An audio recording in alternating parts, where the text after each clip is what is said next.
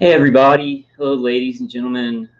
This is Vulcan Wolverine, Kyle Sladen, aka Vulcan Wolverine, aka Vulcan Wolverine 2. Um, it is July the 9th, 2018, about 9:30 p.m. Start date. I hope everybody's doing okay. All targeted individuals. I know it's really rough. It's been really rough for me. I'm feeling very anxious and agitated, from the neuroweapons torture while I sleep and while I'm awake. But I wanted to make a video, and I'm also still like really struggling. I actually was going to take like 2 weeks off for making videos because Phil's death just really hits me hard. He was making so many videos, and he was like a fantastic artist, and just so young. And it really hurts, and it seems like this is what it seems like to me. It seems like I'm going to talk about things that are happening to us and things that are happening to me, being targeted, but Phil lost his life. So I'm like, it's so heavy that anything that I don't know. It's very confusing, and I was just like, man, I got to take a break because that's too heavy.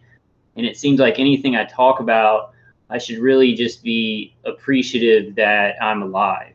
That I'm alive and that I can keep fighting. So we've got to think about that. We've got to put this into relative terms, that we are still alive, and that's a lot of hope for us. But so I am going to do a video tonight. I've got some important information for us, especially because like I talk about stimulation of the vagus nerve a lot. Like I talk about how these neuroweapons, it's sending electromagnetic signals to the brain, to the autonomic nervous system, and that is stimulating. In my case, in my targeting, it's stimulating the vagus nerve, and that's why I do the grounding on my left leg.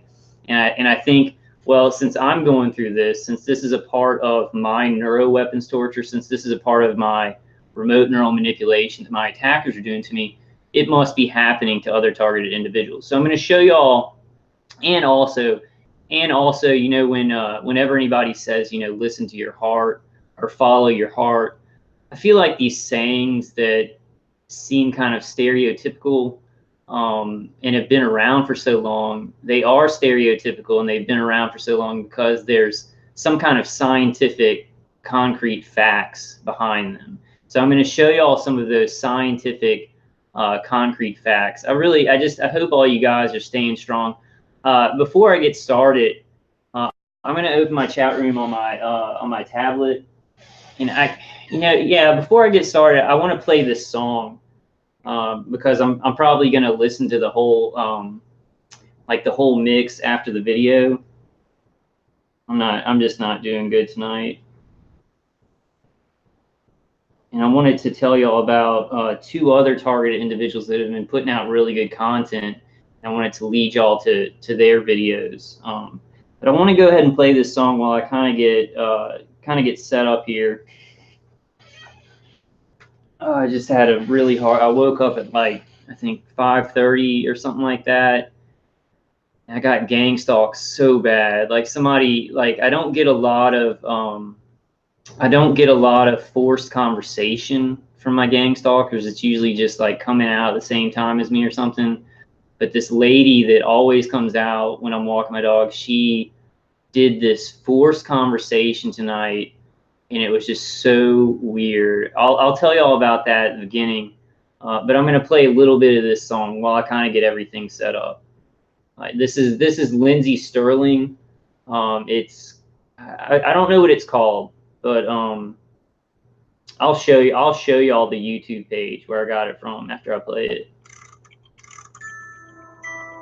I don't think there will be a copyright issue. I don't think. I don't know though.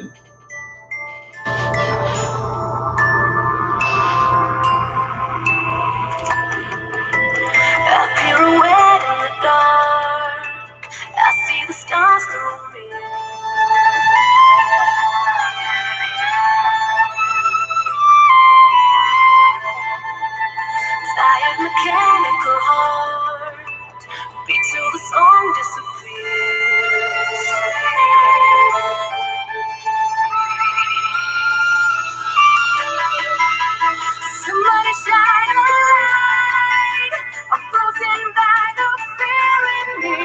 Hey guys, hey Awaken, hey Badger Report, hey S Global, hey Fusionology, hey Eric.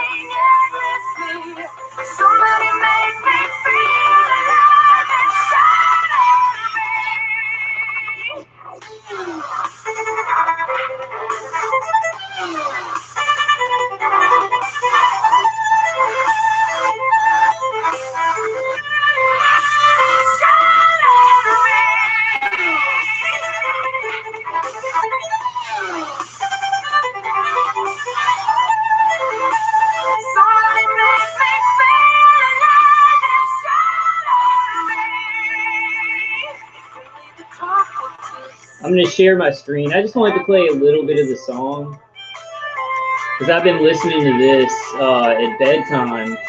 I'll show y'all what I've been listening to at bedtime when I'm trying to go to sleep. So this is like a Lindsey Sterling gaming mix, and there's these like hour long collections of her music, and so I played this. I'll put this on, and then I'll put this guided meditation. I'm gonna skip this. What happens when you? I was actually listening to this one. It skipped to another one, but I've been listening to the same one every night. It's a guided meditation for changing your conditioning to overcome any obstacle. So it's like all these things, and I can't like I'll turn this on, the Lindsey Sterling music. And then these ocean waves, and then I'll show, and then Dave Pace's CD. So I've got all this white noise playing, and then violin music, and then under it is this guided meditation, basically to create solutions in your life. And I think it's very important because I think the deal is that, you know, my attackers, and that means probably a lot of your attackers, are doing NLP. So they're actually doing NLP where it's like with me, it's audible V2K, where they're saying things like I'm tired, blah blah, like all these negative things. But then under it, to your subconscious, they're also sending a lot of negative reinforcement, negative conditioning, like, oh, you know, I feel like, you know, just things like, you know, I'm not sure, but it does affect us emotionally. And I'm not sure exactly, but they'll probably put it on a loop, and then it's going to your subconscious. So if you like listen to something, another guided meditation that's actually positive, it can kind of balance that out. And then before I get started, guys, I do want to show y'all, Nex had a great video yesterday. He had a live stream with Cyber Reconnaissance and True Serum, where they're just kind of hanging out and just talking about, you know, targeting, I think they talked about the rallies and stuff like that. So it's a great video. Go check it out. Go check out Next Level's channel, TI Lives Matter, live stream with Cyber and True Serum. So I just wanted to tell you all that. I actually was going to do a live stream earlier, but I saw that Nex was doing a live stream, so I waited. You know, waited till he got done. And then also I wanted to show y'all from the Badger Reports channel. He made an awesome like mini gang stalking documentary. And, you know, like I've made a lot of videos driving around and kind of talking about this and showing the one light cars. As a matter of fact, tonight it was horrific. And I'm not sure why. I guess maybe it's because I'm planning on going to Florida on Friday to visit with my family. So everything's kind of amped up. They want to rip me down a lot, but I was getting a lot of one light vehicles on the way to the grocery store. And I'll tell y'all what happened when I got back. But the Badger Report made this awesome documentary. So go check it out. It's called Mini Gang Stalking Documentary. Give it a thumbs up. Give the Badger Report a subscribe. And it's really effective because like I made a lot of videos kind of talking about it and driving around, and every once in a while, or I'll get like 2 one light cars in a row. But what Badger Report did is what we need to start doing is, you know, with a dash cam or a camera, getting the footage and then putting it all together so that people can really clearly see it. And this is the same kind of stuff that happens to me. You see, it's this, and he got a lot of great evidence. So this is like a one light truck with a trailer. I get a lot of those too. I get a lot of trucks with empty trailers vehicularly stalking me. But I wanted to tell you all about those two. And so many targeted individuals are doing so much great work and putting this information out. I can't keep track of it all, and that's a good thing, right? That's a really good thing. But that's why we need so many. I mean, even though there's a lot of TI speaking out, we need more, so that they can talk about what other targeted individuals are doing on their videos, and we can really promote each other, But I did want to tell y'all, and so I'll go back to this one. I did want to tell y'all tonight, it was so bizarre. This lady who gang stalks me all the time, like she comes out with her dog. She like I was walking back because like I brought half of my groceries in, but I still had to go get my cold drinks and something else. And it's like right when I walked out the front of my condo, this Jeep pulls in and she's in the passenger seat, but I kind of just walked past them. Like I didn't even notice who was in the car because I kind of just keep my head down and I ignore people because I'm gang stalked so much around my condo. So I kind of just pretend people aren't there sometimes, and I'll just walk past them. But I did that. I went to go get my groceries, and then I was coming back to the door, and she got out of the passenger side, like right when I was walking in, so that she could talk to me. And I was like, oh boy, I was trying to be nice and stuff like that because she's never done anything overtly mean. She always seems congenial. But so we're walking in, and she's like eating this ice cream. And just like, oh, how are you doing, Kyle? She knows my name and everything. And I think I did tell her my name, actually. I think we were talking, and I did tell her my name. So she probably knows my name from that. But we were walking in, and she was like, oh, I haven't seen you and your dog. I haven't seen you walking your dog. I thought you had gone on vacation with your family to Florida, right? Like, and I don't go to Florida a lot. It's not something I talk to anybody about. This is like one of the first times I'm going down there in like years, in like a year and a half. But she's like, oh, I thought you went on a vacation with your family in Florida. So it was like this forced conversation where this lady has information about me, and it just really, really creeped me out. And I don't get that a lot. Like a lot of people do passive gang stalking to me, but I never get anybody just confidently coming up and like talking about my life. And it's one of those things, right? Like, could have been coincidence. Like in my mind, what I'm saying is, well, she, I think she talked to my parents or something. They just bought an RV. She kind of knows some things. So it's like this borderline. Oh, it could be coincidence. It's a huge coincidence that she's saying that because I never go to Florida. But it's just not. It's not a coincidence. She did know something about, what I was doing. It just completely freaked me out. And it's even worse because, I feel so ripped up and agitated, from the neuroweapons torture and the directed energy torture. So just really depressing. But so I want to bring some positive news tonight. A lot of tragedy and trauma, and I know everybody's struggling. I think really what we should do though.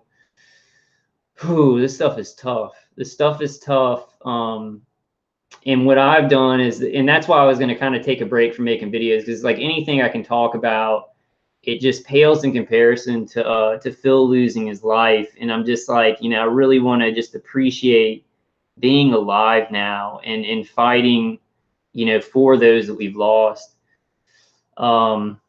It's tough, man. This stuff, it's not something that any human being is really equipped organically to deal with 24 hours a day. And then stuff like, it's like being tortured, your mind being raped and pushed into certain emotions. And then these really tragic things are happening. It's made me like, I'm supposed to drive down with my brother on Friday to Florida. and he was he texted me and he was like, well, we're looking at this storm system that's coming in from the Gulf, so it may actually hit there. It may hit where my parents' condo or my parents' apartment is, and I was like, this is so terrible, guys. This is really terrible. I was like hoping that the storm does hit there so I won't have to go. And that sucks because I love my family. I love my family and I love hanging out with them, but I hate hanging out with them when I'm being hit with directed energy in the head, and being hit with directed energy in the genitals and things like that. And it's weird. I'm not sure if this is a remote neural manipulation tactic or if it was just trauma that I was remembering. But when I was getting targeted, I went down to Florida a lot to try and get away from it.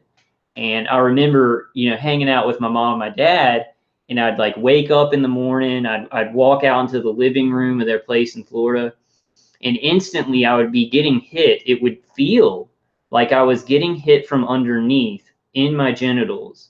I could feel the heat on my leg, and I could feel the heat, hitting me, in the genitals. And I was thinking back to it. That was before I started using Dave Case's CD. And I really and check this out, guys. I'm not saying that people hitting you with ground weapons doesn't exist, but I look back at that and I was so sure, because I didn't know a lot about this. I didn't know, I thought my neighbors in the apartment were hitting me and stuff like that. And I thought that when I went to my parents' condo, the person above me was hitting me with directed energy from above with ground weapons, and the guy below was hitting me with ground weapons too, because I would feel streams of energy from above and below. And I look back on it now, and I really do think that that what I was experiencing now, and I'm not saying that ground weapons don't exist, and you've got to know what's happening in your own situation, and you guys do know what's happening in your own situation, but I really feel, and this is a strong with me learning everything, researching this, experiencing things that that de-intensify remote neural manipulation. I really feel like those hits, it was remote neural manipulation. I was getting signals to the brain, and it was making my nervous system, like they have these protocols where they'll make your nervous system feel like you're getting hit by an external hit. So there are external hits that hit you, but then they can also trick your brain and your perceptions, right? Your brain and your nervous system into feeling like you got external hits. Now, I know a lot of you would probably have a problem with that. I'm not saying there are no external weapon hits, though. So just keep that in mind. But your body and your perception can be very, very tricked by some of this remote neural manipulation. So I wanted to kind of touch on that. I don't know. Still, it could have been ground weapons from below and above, but they would have had to have moved in people to those places right when I got to Florida. And it just doesn't seem very likely that that happened. But I do know that from Louisiana to Florida, they had, a stream of electromagnetic energy, affecting my autonomic nervous system and affecting the brain. So I'm just thinking about it. I'm just throwing it out there. Okay. So I just wanted to say that because, and I really hesitate to speak on this, because when I do say this, my attackers start hitting me more externally. But as I've been using this direct transcranial stimulation and Dave Case's CD and all that, and the grounding too, it does seem like I'm not getting as much external hit. Like it's not like it used to be where they were hitting me in the back of the neck and stuff. Now, saying that, what's going to happen is tonight after I make this video, my attackers are going to really, really push, or the automated systems. I don't know. It's confusing to me now. My attackers are layering so much remote neural manipulation. There's so much chatter. The Chatterbot thing, or Chatterbox is what it's really called. Dr. Robert Duncan. They're layering so much stuff. It's hard to tell what's going on sometimes.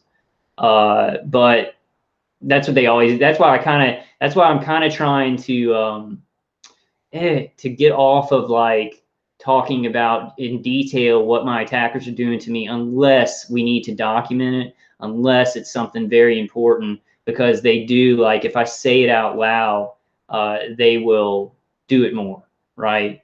And even though they have remote neural manipulation, remote neural monitoring, it seems like saying it out loud, sometimes they do it more. And that's, I don't want to say that stuff to discourage people from speaking out, because it's better to speak out. Things have been better that way, but they do that. Like if I say, oh, well, the external hits aren't too bad. So what I think, and I'm still trying to figure it out, guys. This stuff is complicated because our nervous system and our brain perceives a lot of things, and if that's being manipulated, then it's like you can feel like something's going on, but it might not really be that. But just bottom line, I'm not saying that external hits don't exist, right? Because my attackers hit my electronic cigarette, they hit Dave Case's CD, they have the capacity to directly hit with external hits. But I do feel like along the way, that started getting mixed in.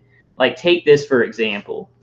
Say your attackers, hit you with an external microwave hit, right? So they hit you with an external microwave hit in the groin. But as they do that, they're remote neural monitoring that, right? So they're seeing how your brain, the brain activity that you're producing when they create that external hit, right? And then they can take that EEG, the way your brain's working, and then what they can do for the next time is they can remote neural manipulate. They can send a signal to your brain with the same EEG that when you felt that external hit, right? And then it's going to feel like you're being externally hit, but it's a signal to the brain. That may be getting in too complex for some of you guys, because we're being hit with a lot of complicated stuff. I mean, these weapons are pretty sophisticated. But I feel like I should throw it out there because it's what I'm experiencing with my targeting, and it can really trick you. This stuff can really trick you. So let's get started. I have some really important stuff. This stuff is important because of everything that I say about the vagus nerve and how the vagus nerve is connected to the heart and to the stomach. But it's also very important because in our stomach we have neurons, in our heart we have neurons. These are both organs of the body that have hardwired neurons. I think that when I was experiencing the heart palpitations, when you guys experience heart palpitations, or your attackers may make your stomach hurt a whole lot. And that was a huge problem for me when I thought it was just Crohn's disease and I lost a foot in my colon. It's very easy for our attackers to send a signal to the brain to stimulate the autonomic nervous system to tap into the exact frequency that they need to stimulate your vagus nerve. And then that vagus nerve is going to send a signal all the way down your left leg and then back up to your heart or back up to your stomach. So the stuff that I'm showing you, it's just important overall because we need to know how they've weaponized signals, how they've weaponized nerve signals to the body. But we also, I also want to kind of let y'all know, because when I say something like, oh, ground your left leg, it sounds a little bit like, oh, what is he talking about? A lot of targeted individuals say a lot of things. And I want to kind of bring up some good evidence and stuff like that, so I can tell y'all how it kind of connects, the things that I found. And I just want to say, like what I said at the beginning about remote neural manipulation mixing in with external hits. I'm not saying there are no ground weapons or anything like that. I want y'all to know I'm not like, oh, I'm sure of this, I'm sure of that. Some of this stuff is pretty complicated. We're going to feel a certain way, but we just got to look into every possibility. We got to look into what these neuro weapons do. So I just want to say that. So I'm not, somebody who's like, my neighbor is hitting me with ground weapons. You're going to have to decide what's going on with you. I want to put out good evidence and say, this is what I think is happening in my situation, but I'm not trying to tell anybody, this is how everything works, right? I just want to be very clear on that, because we're all trying to figure this stuff out.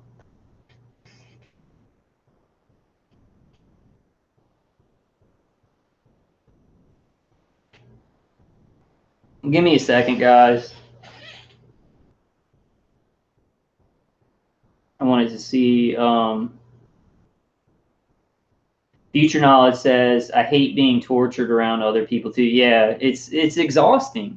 Like, it's exhausting. And it's like conditioned me because I love my family, and I've never been like probably a lot of you guys, I've never been like, I've been, I guess, anxious sometimes, but I always love being around people, especially my family. I always look forward to it. And it's like, we're planning a lot of stuff like going out in a boat, fishing, taking out, what are the little things that you, kayaking, I've kayaked in Florida. So usually, like, without the targeting, I remember when I was younger and when I was going to Florida, all I could think about was like, oh, I'm going to go out to the beach, and oh, my mom and my dad are going to be there, and we're going to cook a lot of great food. And I'd only think about the good things, right? I'd think about how fun it's going to be. But now, with being tortured this badly, and I talked to my mom about it, I just told her the truth. But being tortured this badly, it's a scary proposition to be around people who, you want to talk to, and you want to have mutual respect and love. It's just tough. And I was telling my mom, I was like, she's like, you need to try and come down, because it's going to be the only time that the whole family is going to be able to get together for a little while. And I was like, it's just so bizarre, Mom. It's just so bizarre. And I was like trying to tell her I love you guys and stuff like that. But I'm going to go down and see him. I'm going to try and focus on the positive. It just really sucks when, seeing your family is a challenge. It's like a challenge that you've got to get through instead of a fun time that you're just going to spend with your family. But also, guys, I want to say this, because I said at the beginning of the video, Phil just lost his life. So these problems that I'm dealing with, I sit there and I'm like, I'm alive and I can go see my family. So I just need to try and put it out of my mind. That's the hard thing, though, for targeted individuals, because like we're not dealing with the same level of control of our emotions, control of our anxiety and things like that, because we're being pumped, electromagnetic frequencies are being pumped to our brain. And so we're forced to feel anxious, or negative feelings are reinforced and things like that. When before I knew I was targeted, I would have been able to push that aside very easily. Some kind of depression or some kind of anxiety about something. Oh, focus on the positive, right? It's harder to just do that. It's harder to just decide to do that because of the neuroweapon manipulation. But I'm going to go, we've got to see this in the most relative terms we can. And we've got to grab onto the positive and what we have left. Definitely. Autumn says, if not, watch it. He explains more of the situation. Kyle's video is very good, though. Richard Horvitich. Yeah, Autumn. Go. You guys check out Richard Horvitich. He talks about the vagus nerve toning, and he talks about the certain covering of muscles and nerves, the fascia. And he works out, and he's very health conscious, so he has a lot to say about it. A lot of really good stuff to say about it. And it really is, our attackers are stimulating, negative stimulation to the fascia. I think that's the way you say it, but it's basically the covering over muscles and nerves so that we tense up, right? Like right now, I'm feeling very tense, and it's just from an overload of stimulation to my nervous system, to my muscles, to my organs, and things like that. Now that's why, I know I say this all the time, guys. It gets I guess pretty old, but I still have to say it over and over. That's why it's so important to de-intensify the remote neural manipulation, the connection that it's a metaphorically, this isn't exactly how it works, but it's a radio receiver connection between the integrated weapon systems in your brain, in your nervous system. So we've got to try as much as we can. And that's why, even if you don't want to use Dave Case's CD, which I'd really, really recommend to everybody, at least put aside some time every day to listen to music that you love, because that's going to de-intensify that radio receiver connection to your brain and your nervous system. But let me play this real quick for y'all. Yeah, Autumn says, yes, I love Richard Horvath videos. Very helpful. Is he still doing videos? Because I haven't checked out his channel in a while. I'll be honest with y'all. I get wrapped up in my own stuff and trying to think of, researching and, what should I put out that can help us. And I kind of, I don't, I watch people's videos and stuff, but like Nex's video, like Nex's live stream, because it was pretty long. I watched like half of it. It seems like YouTube is really, like YouTube and the targeting is making me more ADD. It's shortening my attention span. And I've got to be careful about that. And that's why, like, I'm always watching YouTube and stuff like that, because I make videos. And there's some negative stuff about it. There's some negative conditioning with taking in information like that. Although there's a lot of great information on YouTube. I just feel like I need to take some time and maybe read a book or something like that. But I think what I'm gonna end up deciding to do is, if somebody wants to come on my channel and do and just talk about this stuff, I want to do that. And anything very hugely important that I need to report on that's happening in the TI community, make a video there. But I may take some time off and not actually research stuff, constantly research stuff and things like that. I don't know.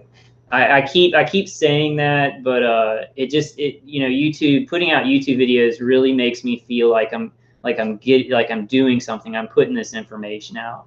There was something else I wanted to talk about. Oh man, I forgot it.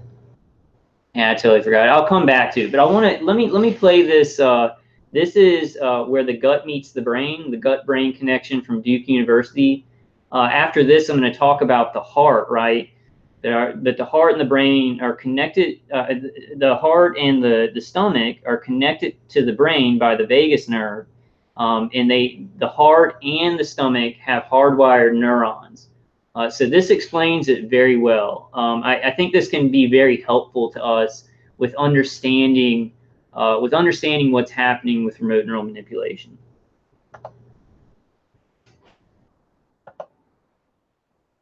How the gut and the brain communicate has fascinated us for centuries. The gut-brain axis transforms information via the vagus nerve from food to feelings.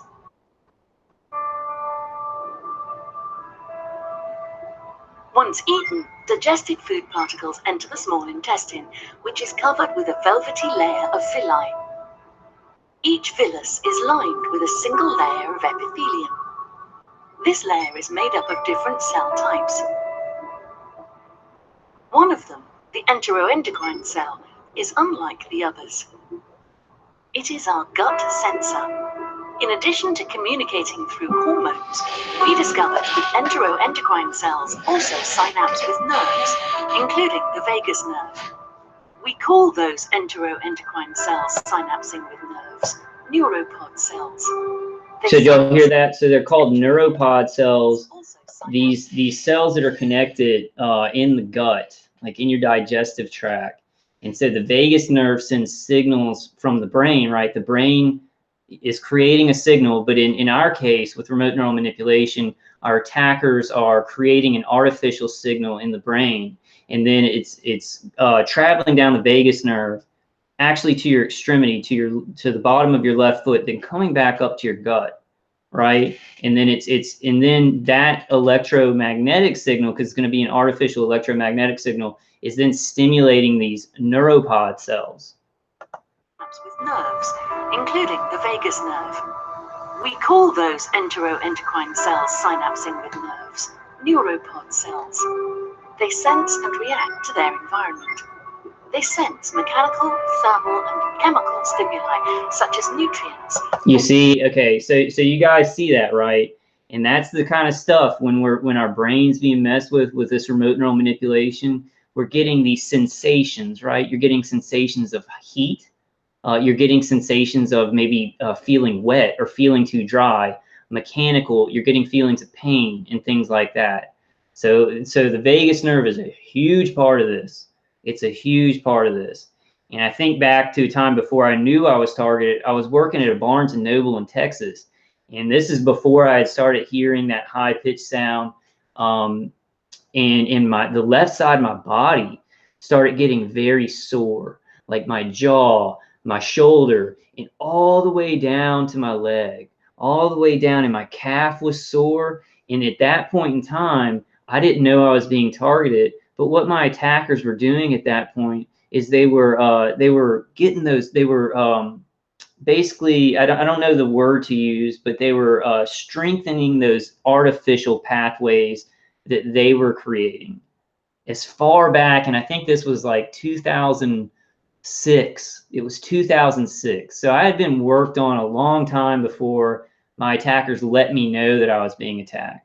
It's a long time of, and you know, with that being said, I'm still not sure, and that's why I've got to get some more evidence. I'm still not sure if a non-consensual implant in my shoulder or my jaw is right by that vagus nerve and other bundles of nerves, and that was what was sending the stimulation up and down the vagus nerve. I've still got to figure that out, right? This is pretty complicated stuff to me, because like I was never, I can figure out science and math. You know, my grandpa was like a naval engineer in World War II. He was really smart. So I've got some good science and math smarts, but I don't really gravitate towards it. I've kind of had to force myself to gravitate towards it because of being targeted, right? But you see this, right? I want to play that one more time, because this is really important, because this is how a lot of you guys may have stomach pains and stuff like that, where it doesn't necessarily feel like you're getting an external hit, but what they're doing is they're sending signals through the vagus nerve that's really affecting your digestive tract, creating heat, creating pain, creating other sensations, right? Sensory signals. Bacterial byproducts in the gut lumen. Wait. I Inside want to go back. neuropod cells, they sense mechanical, thermal, and chemical stimuli, such as nutrients or bacterial byproducts in the gut lumen. Inside neuropod cells, signals from stimuli are converted into tiny electrical pulses. These pulses propagate via synapses onto the afferent neuron of the vagus nerve. Vagal neurons carry the sensory information to the brainstem, linking the signals to vagal neurons carry sensory information to the brainstem. So your vagus nerve has neurons too. Like your heart has neurons, your stomach has neurons, your brain definitely has neurons. But then that thing connecting them all, the vagus nerve, has neurons too. And this is it's just so important, because like that's one thing I'm 100% sure of about this remote neural manipulation, is they are using that vagus nerve. And let me tell y'all, like the other day, this is what happens with my defense, is I started using the direct transcranial stimulation. It worked really good, and it stopped a lot of my back pain, where my attackers were creating this like a pressure and a tingling like all up and down the left side of my back. And so I'd been using the direct transcranial stimulation. It was stopping a lot of that. It was stopping a lot of things, but then my attackers were still getting other stuff through, right? So I get used to that level of torture. But the other day, like I didn't use my direct transcranial stimulation. I woke up and I forgot to put it on. You know, I forgot to, you know, get hooked up, because sometimes it's like hooking up to all this defensive stuff. It's like, oh God, I got to put the grounding on. I got to put the direct transcranial stimulation. So I sat there for a couple of hours without it, right? Like 5 hours. Now during that time, because I wasn't using it and interfering with those signals, my attackers made my back hurt so bad, like to the left side, like right by the spine. And I kind of thought about it, and I looked at my transcranial stimulation device, and I was like, oh man, I didn't put that on.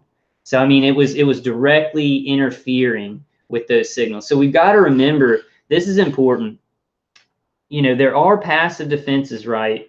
But this is an adaptive system, and they can kind of change the electromagnetic frequency to get past some of those passive shielding techniques.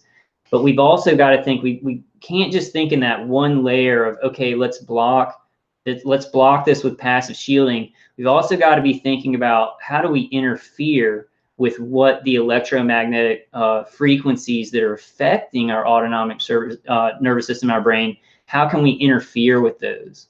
Like even if we can't stop all of the electromagnetic frequencies coming to our head, our nervous system, our brain, we can definitely interfere with it by doing, good stuff to our body, like the direct transcranial stimulation, the grounding, right? Because I'm grounding, when I ground my left leg, the vagus nerve is running on the top of the shin. And so I'm grounding out a lot of those artificial signals, artificial electromagnetic signals sent up and down the vagus nerve. So we got to think about defense in layers, like layers of an onion, just like our attackers are attacking us in layers. Generated inside the small intestine to the brain. The neuropod cell connection with the vagus nerve serves as a conduit for food in the gut to influence brain function within seconds. This connection is also a potential portal for gut pathogens to access the brain. This new knowledge is a foundation for designing therapies to treat disorders. Okay, Autumn said something pretty important. Yes, TG. I don't know how to say your name, TG. I'm gonna give it a try. Tigavik Zix. She said yes. Try Charles' advice. Layer all foil with sandwich paper in between. Yeah. So guys, if you are using aluminum foil, and like at this point in my targeting, I'm gonna try and find something else. It helped me. It helped me to buy time, but I think I can find something better passively, like carbon-based materials. I've been looking at a lot of stuff, but I'm really trying to find something that's super cheap and effective.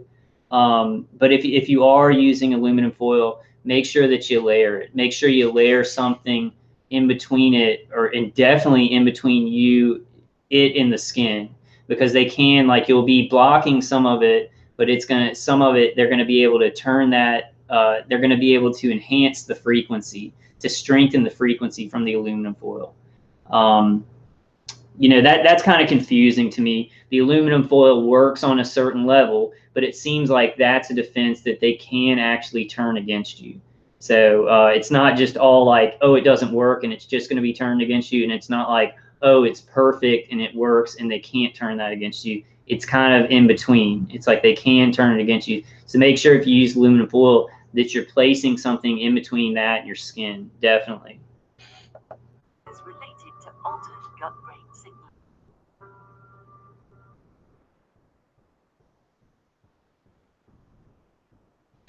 All right, guys. Now I want to read this article. I'm going to get into the neurons in the heart, but I just want us to kind of understand the connection. That's kind of the bottom line for making this video, to understand the connection and understand, like, I always felt like when I was getting targeted, like they're really affecting my brain. They're affecting my emotions. They're affecting my personality, which is scary, and I've learned ways to defend.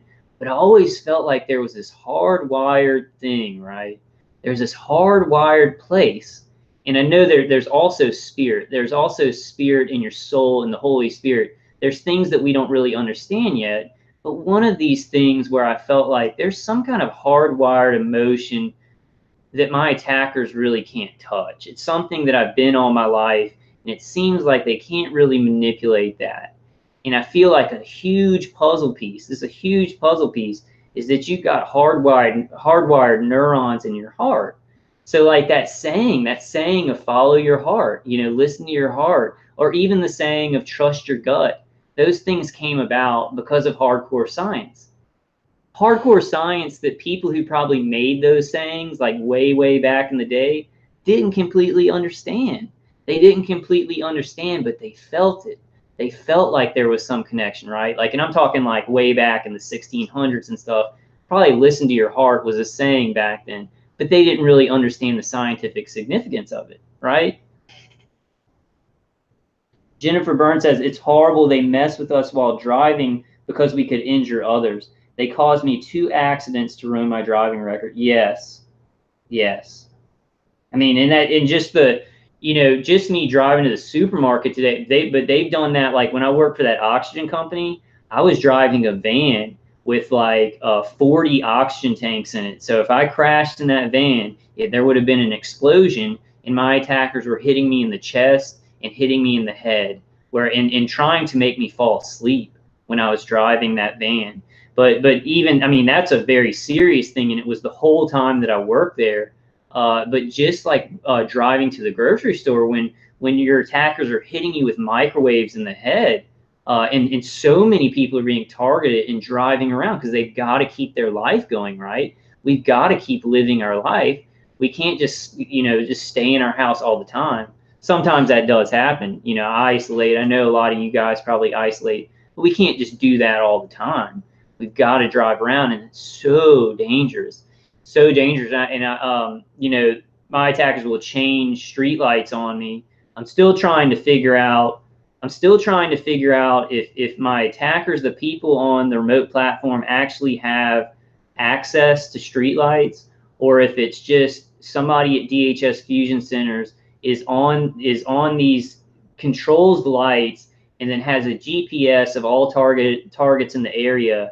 And then whenever a target is going up to the light, somebody at DHS Fusion Centers is getting communicated with by these teams, by our microwave attackers, and then they're changing them. But I today, like driving to the grocery store, I was all torn up. My body feels torn up, my brain feels torn up. My attackers are like stopping lights right when I go up to them. People are driving down the street with one headlight cars, which Badger had a really good point that a car's the computer system in a car can be manipulated. So people's lights could be shut off by a remote capability. But I think that may happen sometimes.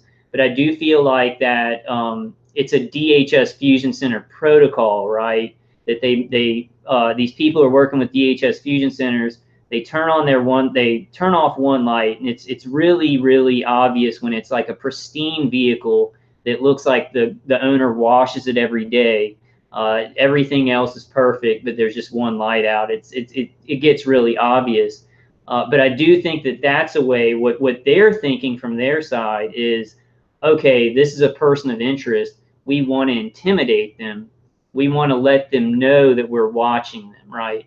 And these are idiots that work for DHS Fusion Center that may not know that we're microwaved, right? And I'm not sure. Who knows? It's so compartmentalized. Some people know nothing about this torture we're going through. Some people may know and still do it anyway. But it's that DHS Fusion Center, if you're being overtly targeted, they want you to know that you're being overtly surveilled. So that one headlight car, when you start seeing that everywhere and all this weird stuff is happening, you pay attention to it. It sensitizes you. It's supposed to a psychological operation, supposed to psych you out. And it's also supposed to let you know that they're watching, right? It's signaling the person being targeted. So I do feel like that. But yeah, Badger Report says he's talking about something I was saying in my mini gang stalking documentary about one headlights. Yeah. And I do think you're right, Badger. I think that some of it could be manipulation of cars' computer systems. But I think it's both. I think they do that to some people who maybe don't even work for DHS Fusion Centers when they're driving by you. But then there are people that work for DHS Fusion Centers where that is a protocol. That's a protocol for the over surveillance PSYOP, right? Yeah, IFLAC, I've been saying this. Yeah, IFLAC, a lot of these things that I'm saying in my video, I've said a million times. I just say them over again if it's very important because, new people come to the channel and stuff like that. But you'll probably notice that a lot of the things I say, we've been saying for a long time. But my whole philosophy is that I just want to make sure that everybody's on the same page about some of these issues that we deal with. And that's what we kind of have to do. Just like evil people and our attackers and people running PSYOPs, they do things over and over, right? They do things over and over and over and over, bad conditioning. We've got to do some good things and put out good information in a propagandistic way. I'll just say it, good propaganda. What's going to help us survive? What's going to help us to understand more? What's going to help us to find defenses? So it's like good propaganda, right? Because I think there is. I mean, good propaganda does exist in the world. But the problem is right now we're coming up all this negative, evil propaganda.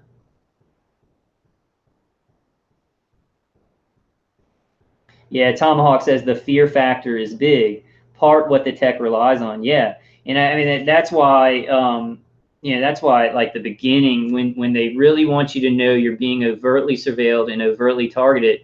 I mean they do a scorched earth policy. I mean they just pump it up. It's supposed to be shock and awe to traumatize you and make you remember that trauma. And and I guess in a lot of our cases, it never really goes. It doesn't go away. It gets a little bit. It de-intensifies. For me, my gang stalking has de-intensified. The directed energy weapons have gotten worse. But the gang stalking, the computer hacking and stuff like that, it's de-intensified a little bit. I'm not quite sure if in my case they're pretty close to automating it completely. I know that some targeted individuals, their attacks are automated completely.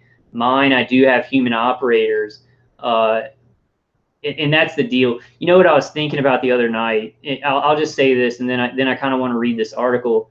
I was thinking, if a targeted individual doesn't have audible V2K, it'd be very, very, very, very easy to automate their targeting.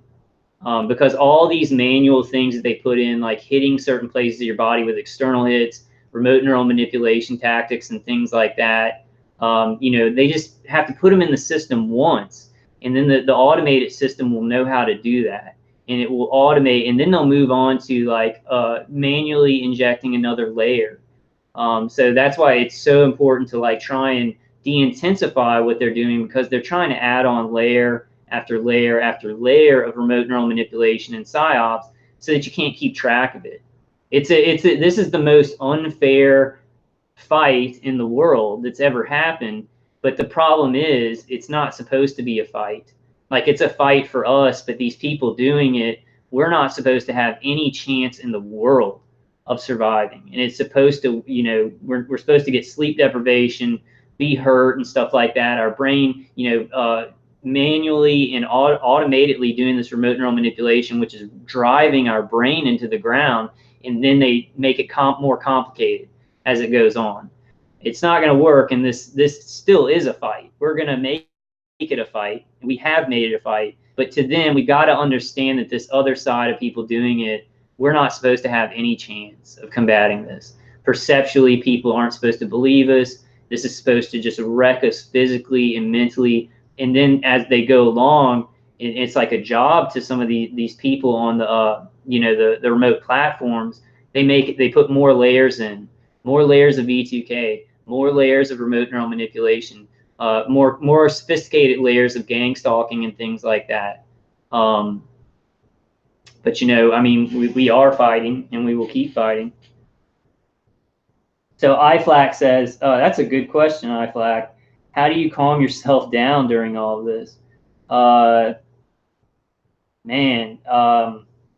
Try and remember all the good things in your life. I take Ativan. I'm taking 0.5 milligrams of Ativan, which I was going to try and maybe get off of Ativan for a while, because it is a depressant. So I was hoping that maybe it would kind of lift my mood a little bit, but it's really hard, because when I try and get off of it, that means that my nervous system is just like a raw nerve, and a lot of the things they do affect me a lot more. How do we stay calm during all this? I think sometimes you just can't stay calm, iFlack. That's the sad thing, and we've got to learn how to we all understand, right? Like I feel agitated right now. I feel anxious right now. This just is so heavy all the time that you can't help but feel anxious. But that's where we've got to like get down to the level of our heart and our spirit. Look at the big picture, right? Let's look at the big picture and center our energy. Center our energy in everything, and try and look at the good stuff and say, okay, well, this is happening. I can't change it right now. We're doing our best to change it. We're doing our best to stop this program, knowing that you're in the right. You're in the right. You're a human being that was born on this earth who hasn't done anything to anybody. solidify that centered energy that you're not in the wrong, that you're connected to a good God. And I guess that's really, I guess, a bottom line is really connect with our Creator, connect with those good things in life that maybe we can't explain. We can't explain them, but we sure can reach for them, and we sure can connect with them. So it's like, for me, it's like sometimes I can be calm. I can kind of stop thinking about all the heavy stuff that's going on, push it aside so that I can work on good things. Sometimes it's impossible though, guys. Sometimes, like last night, is just all this, like you know, but you got to think about it relatively, right? Because I was really, Phil's death is just, it's got me, it's just demolished me, and I didn't even know him personally. Like, I never talked to him on the phone, but I watched all of his videos, but just because he's so young, he's such a good guy, it ripped me apart, and I couldn't calm down.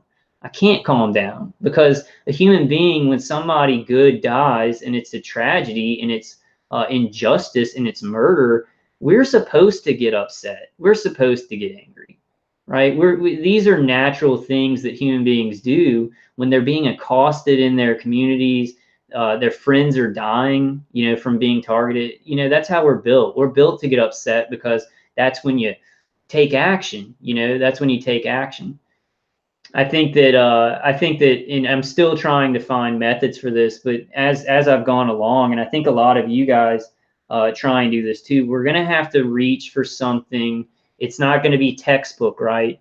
There may be some textbook answers that we can find out about all this in certain disciplines and stuff that maybe people have been using for a long time, but we're going to have to trailblaze some ways to adapt that maybe human beings have never done before. And that's one way that you can calm down. You reach for those things that you don't really understand, but there's a power in them, and there's a power in our Creator. There's a power in God, in the name of Jesus Christ.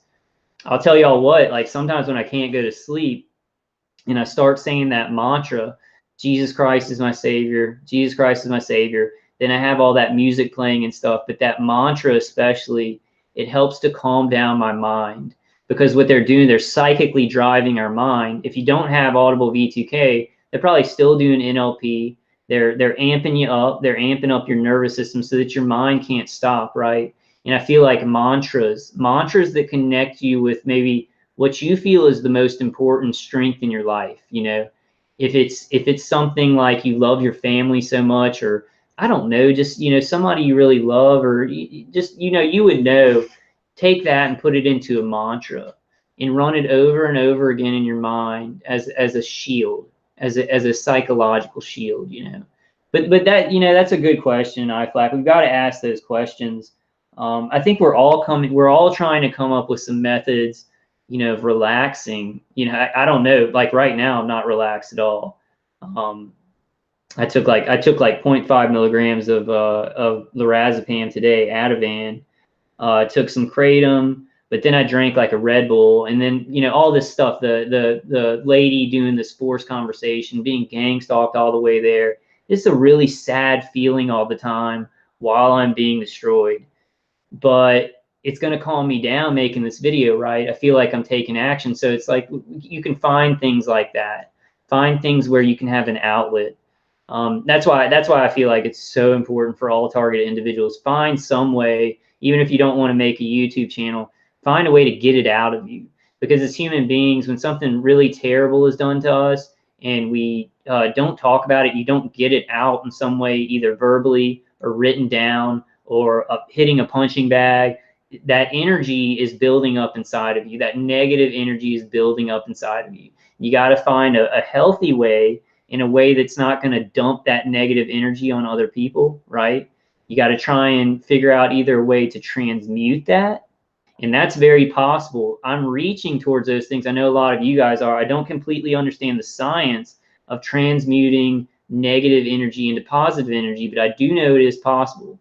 I do know it is possible, but barring that, if you don't think you can do that with energy work or praying or taking action, then then getting that negative, the negative stuff they're doing to us, getting a routine, some routine that you do to get that negative energy out of you.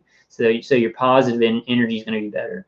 And that's a tough thing, you know, because we gotta think of a lot of different things, a lot of different angles to come at this and de-intensify it. But that getting out that negative energy or transmuting it, and there's ways to meditate and everything like that. Ways to meditate, read the Bible, really hardcore pray. Sometimes, you know, I know this isn't maybe the most healthy thing, and you guys might not think it's the most healthy thing, but you know, I'll play a video game. You know, when I just can't think, when I can't do anything, I'm like, okay, time to stop everything and just play an awesome video game. And just sit there and, you know, if you're killing monsters or whatever in the video game, or Batman was very therapeutic for me, because you know, he's like fighting Scarecrow, this guy who's trying to make the whole city afraid and fear, and it's this artificial way. There's things that can really help, and what I would suggest, because we're all looking for those things, and we definitely need to tell other targeted individuals like what works. We need best practices, but really pray about it. What I found is if I'm just in a place where I'm like, God, I can't find anything to make this better. Now I'm still doing really bad, but I'm doing better than I was a couple months ago, right? As long as you're on that, okay, I'm handling this, I'm on that pathway, and it's not going down, right? Then you're doing good. You're doing good with this. But I think that's a hard thing. I mean, it's easier said than done. We all feel like we're on a straight line down, right? But we got to find stuff to bring that up. So where we're like, okay, this is crappy, but I don't feel as bad as I did a month ago. I'm handling things better than I did a month ago, and then go from a month from there. And sometimes, guys, it's just going to be impossible. Sometimes this stuff is going to get so hard, and you got to find things that you enjoy, just things to get your mind off of it, maybe. But let me go ahead and read this article. This stuff is, because I was thinking about this a lot, and I think I had heard somebody like on a conference call a long time ago, or maybe a video recently, and they were talking about how the heart had neurons in it. And I woke up one day after being tortured all night, and it just popped in my head. It popped in my head, oh, the heart has neurons. That's why people say follow your heart and stuff. And so then I started looking up all this stuff. And I do want to say, is nobody in chat? If you're in chat, thank you. Nobody sent me this article, because he was like, oh, that's a cool idea, you know, because I said it on my last video. So I want to read this. This is from I think it's Huffington Post. It's in the Life section, or the Life blog. Let your heart talk to your brain. Lately, I hear more and more people across different disciplines and walks of life talking about the heart. People seem to be waking up to the wisdom of letting their hearts guide them. Finding it leads them to more joy and fulfillment. This is news that does my heart good. And so this is by HeartMath. Okay, it's not the person who wrote the article. By Deborah Rosman. When I was a practicing psychologist, sometimes when I'd be working with a client who was confused about an issue or decision, I'd ask, what would your heart say? I often adapted a Gestalt technique using 2 chairs. When the client was sitting in one chair, I asked them to speak from their heart and talk to their mind sitting over there in the other chair. I think this is a great technique, guys. I really do, and I am going to incorporate this into my life every day. Like asking if you could take your heart and put it in one chair, what would your heart say to your brain? And if we can condition ourselves, right? This is good propaganda. This is good propaganda. What would our heart say to our mind? And then you can make decisions that way, and you're going to find that you make very good decisions. Then I'd have them switch chairs and speak from their head, talking to their heart, telling their heart the mind's views and concerns. It was like 2 different people talking. The heart spoke from genuine feeling and authenticity in the present. The mind spoke from opinions, fears, shoulds, and shouldn'ts. This is great. This is important, because you find things like this that are grounded in science that you've been doing for a long time, but you didn't know how to put the words with them. You didn't know there was science, but you just had a feeling that this is how things work. And then you're kind of like, well, that's kind of fantastical. That's just from that's from a saying people just kind of say, right? Follow your heart. But it really does work. It really has an effect. Even with just this little situation of going and seeing my family, I did this. I did this without having read this yet. And I said, man, my heart said, just go enjoy time with your family. They don't care. Even if some of the extended family do think I'm mentally ill, they're going to be nice to me. We're going to have fun. They'll see that I'm still, I'm a good, it's going to work out. It's going to work out. And even if there are some things that don't work out, the whole trip will be good. It will be a good vacation. I will see my parents. I will see my family. And also what my heart says a lot, because I know that we get very self-conscious because of gang stalkers. But a lot of the times, if you're hanging around non-gang stalkers, people aren't really focused on you. Think about how you focus on other people. Like, I've been a subconscious person during this targeting, because you're just like, man, people are like looking at my thoughts in my head. So you become self-conscious. You kind of start bringing those feelings out into when you're dealing with people, even if they aren't gang stalkers. And I think we have to realize, think about how you look at people, how it's like, oh, I like that person, but you're not like looking at them in detail and judging them and everything like that. You wish them well, you help them. You probably don't, if you just met them or something, you're not like, insulting them in your head and stuff like that. We've got to start thinking about how we look at people. That's how they look at us, So my heart says, it's no big deal. If my jaw hurts and I kind of look, like I'm beat up or whatever, nobody notices that. They're just my family and they're going to love me anyway. So that's what my heart says about that little crisis there. It's not really a crisis, but all these things kind of become crises when you're being murdered, right? When you're being murdered and you have to go about your business and go on family trips, it becomes a challenge. I had them switch chairs several times until they had an epiphany. I think we should all do this, guys. I think we should all do this. I think we should. This is very good. Very often the client would realize their heart's voice was their true self, a voice that offered both more intuition and common sense intelligence.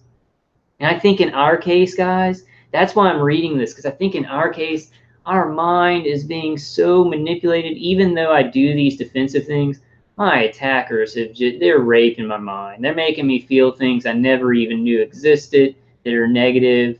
They condition negativity over and over and over. At the beginning, it was very easy to be like, oh, that's fake. But when they do it for a couple of years, you start really feeling it. It starts kind of feeling like it's become a part of you. But it's really not. It's really not. It is just an attack. It is just a rape. A lot of the negativity is still artificial, even though it feels like it's been so long. It's conditioned. It's conditioned. It's conditioned. This is no coincidence. What's really fascinating is that the heart contains a little brain in its own right.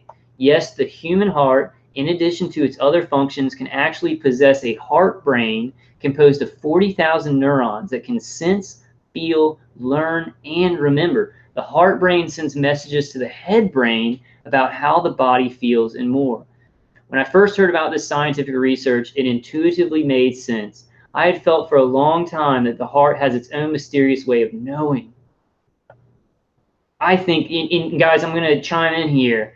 A lot of the things that I kind of predicted, like when I first started, and I knew that I was targeted, I said, this is going to happen. In 5 years, this is probably going to happen. A lot of people are going to start talking about this. This is going to come out.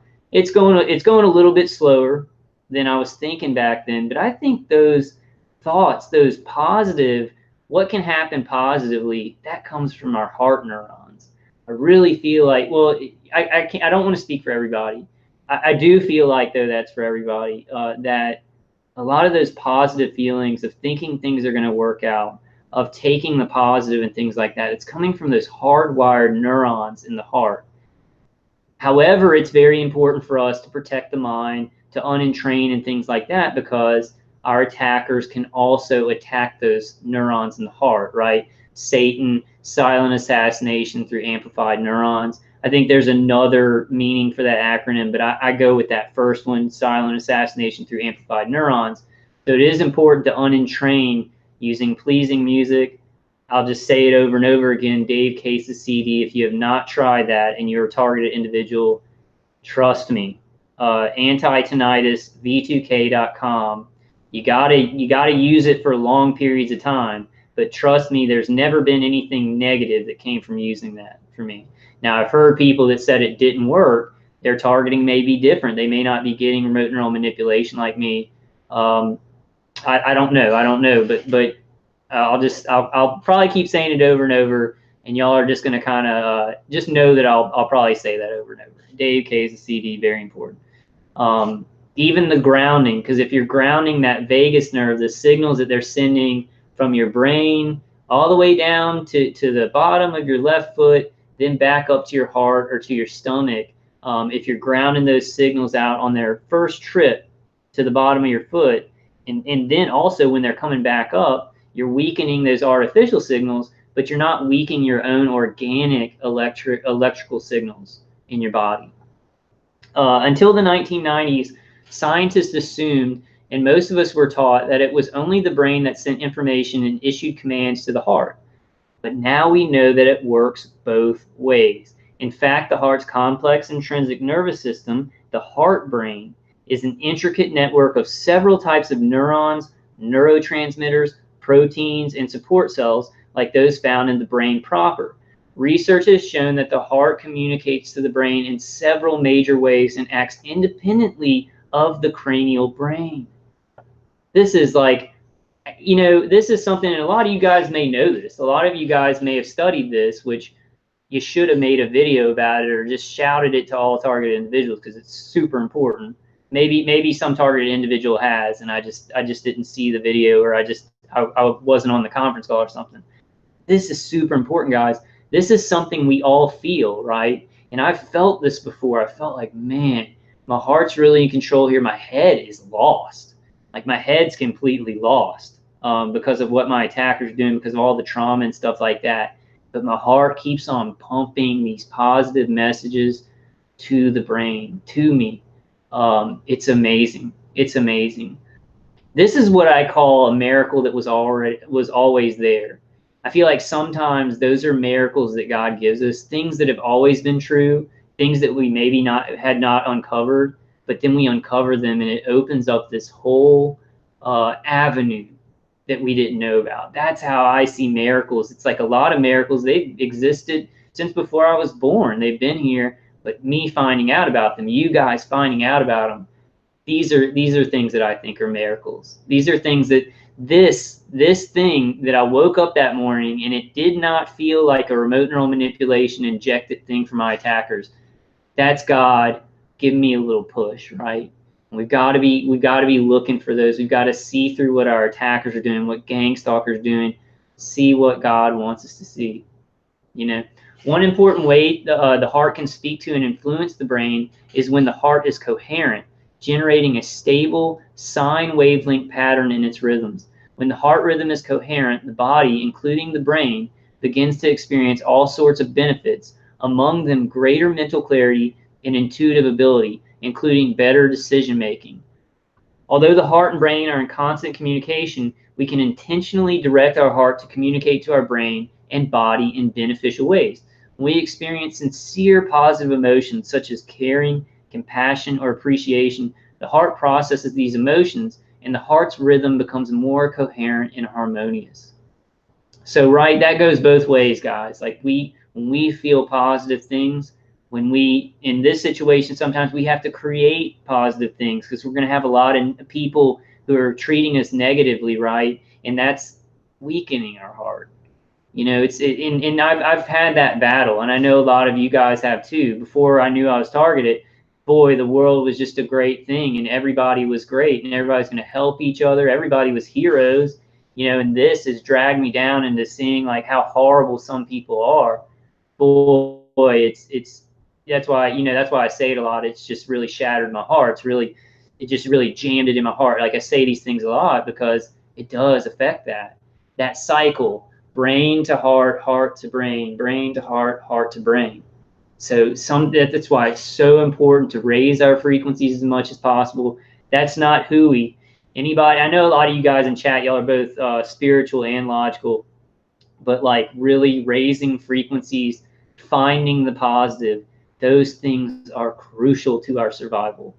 Sometimes impossible. Sometimes on certain days, you're not going to be able to do it. I get that. But when you can, when you see an opening, right, be patient, wait for an opening of some positive things in your life. Because there are good people. There are more good people in this world than bad people. Just people are led very easily a lot. Like we saw in Nazi Germany, we see now. We've seen a lot of situations, but there are great people out there.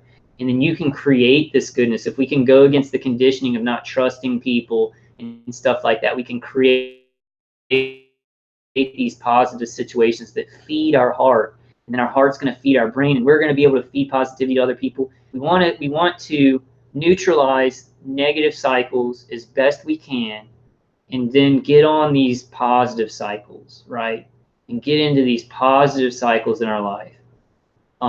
This information is sent to the brain and the entire body neurologically, biochemically, biophysically, and energetically. You can shift into this coherent state to bring your mind and heart into harmonious alignment and have more access to intuition, often in less than a minute. It can take a little practice to do this on demand, but it gets easier and quicker the more you do it. Here is how, using an adaptation of HeartMath's freeze frame decision-making technique. So let's check this out. I didn't read this before I put it out, but I'm loving this, guys, because I'm in a pretty bad place. I feel like we need some hope. We need hope all the time, and we need to feed our hope all the time. You can't just hear one positive thing and then go for a week of all this negative stuff and people torturing you and raping you. We need to always be feeding ourselves positive things. And I'll just tell you, it still exists. It may not feel like it right now for some of you guys. Like you may feel like you're dying and you're never going to experience anything positive again in your life. But I'll tell you, man, there's positive stuff out there. There's positive stuff that you can create in your own life. And God will help you. We do have a creator that loves creation. And I don't think he likes purposeful destruction.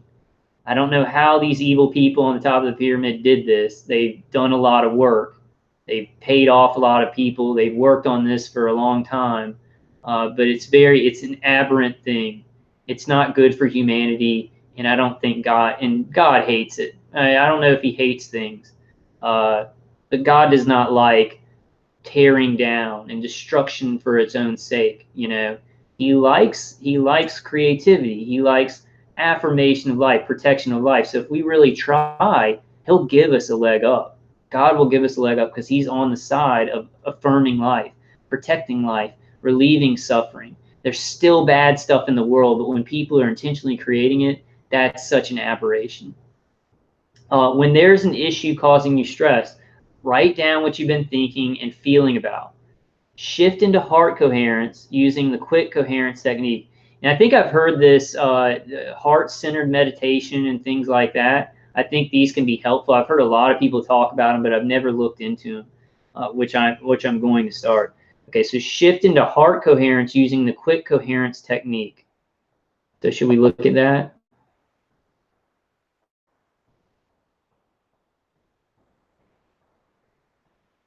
It's not clicking on it. No, my computer's freezing. Okay, I'm going to let that load and keep reading. Oh, computer's completely freezing up. Yeah, the male attacker on my V2K just goes, I don't care. Like, because I think the woman was saying, like, just let him make the video or something like that. I couldn't hear what she said, but he said, I don't care.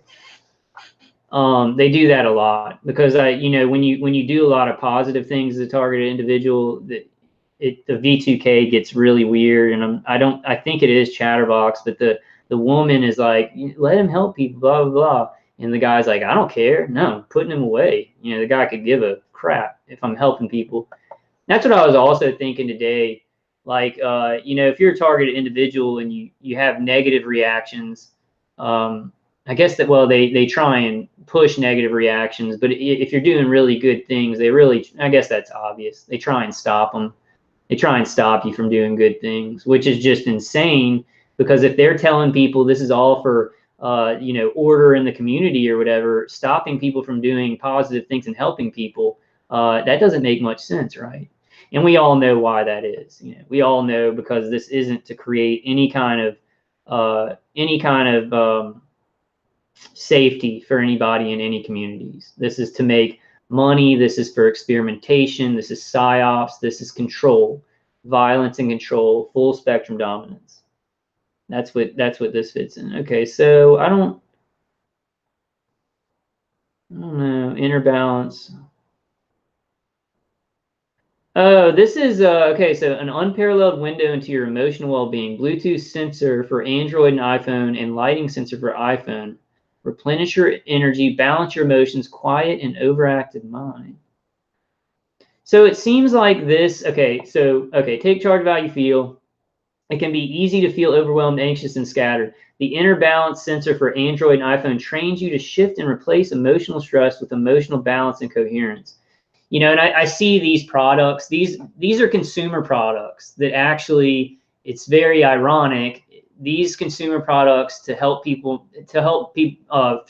feel better and feel less anxious. They actually come from this experimentation on us, on targeted individuals throughout the years in all these different countries. So it's kind of weird to see them, but y'all know my philosophy on it. I've said it before, but I'll say it right now. We've got to use some of these consumer products that they're coming out with using positive frequencies to fight back, to buy time, right? I'm not gonna go through the video, but you guys can check into this. I put the article in the link, and so you guys just link to this part. Quick coherence technique. Okay, in that state, I think we can do that organically. I think we can do that organically. Mantras.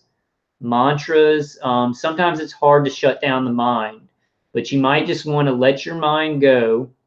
Whatever your attackers are doing, whatever stresses, try and let them flow through you. Let them flow through you, not affect you, but just let them do their thing without a lot of resistance with this meditation. We need to resist a lot all the time, but when we're trying to meditate, you might just want to let those things do what they're going to do in your head. Not your attackers, but the negative thoughts and feelings. You might just want to kind of let them do what they're going to do in that meditation state. Go resist those things when you're not in a meditation state. Okay, so in that state, ask yourself, what would be a more effective response to the situation? One that will minimize future stress. Listen for what your heart has to say. Notice the first feelings and sensations that come to you. Perhaps it's offering a new insight you need, or is saying, let go, or be patient. Those are two things.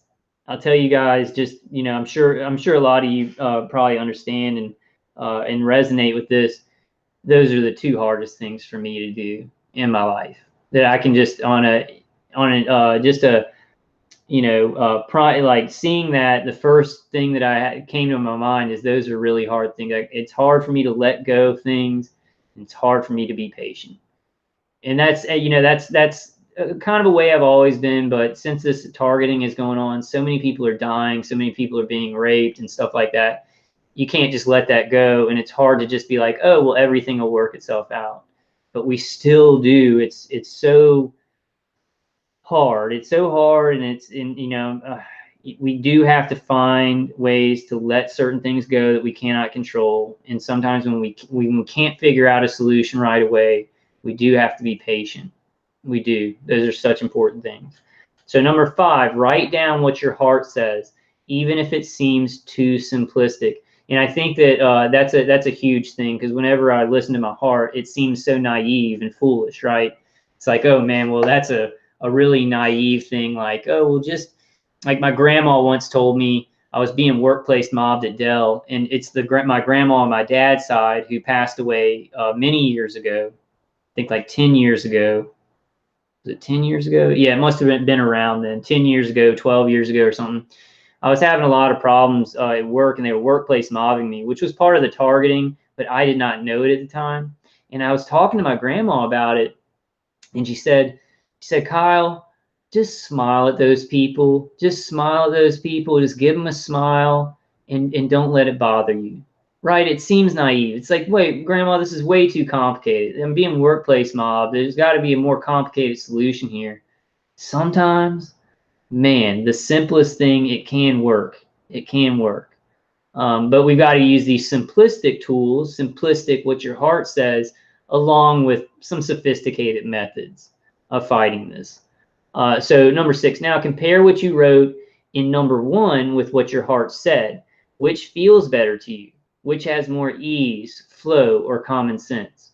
So I think we should do this. Maybe, I don't know, maybe before you go to bed or right when you're waking up, whichever time feels more comfortable to you. I'm going to kind of try this. I'm going to try this, having my brain in one chair and my heart another. Let's do it right now. Let's do it right now. Okay. I'm already going to Florida, but let's say that I was still trying to decide if I wanted to go down there. So my brain's saying, man, it's going to be so uncomfortable. You're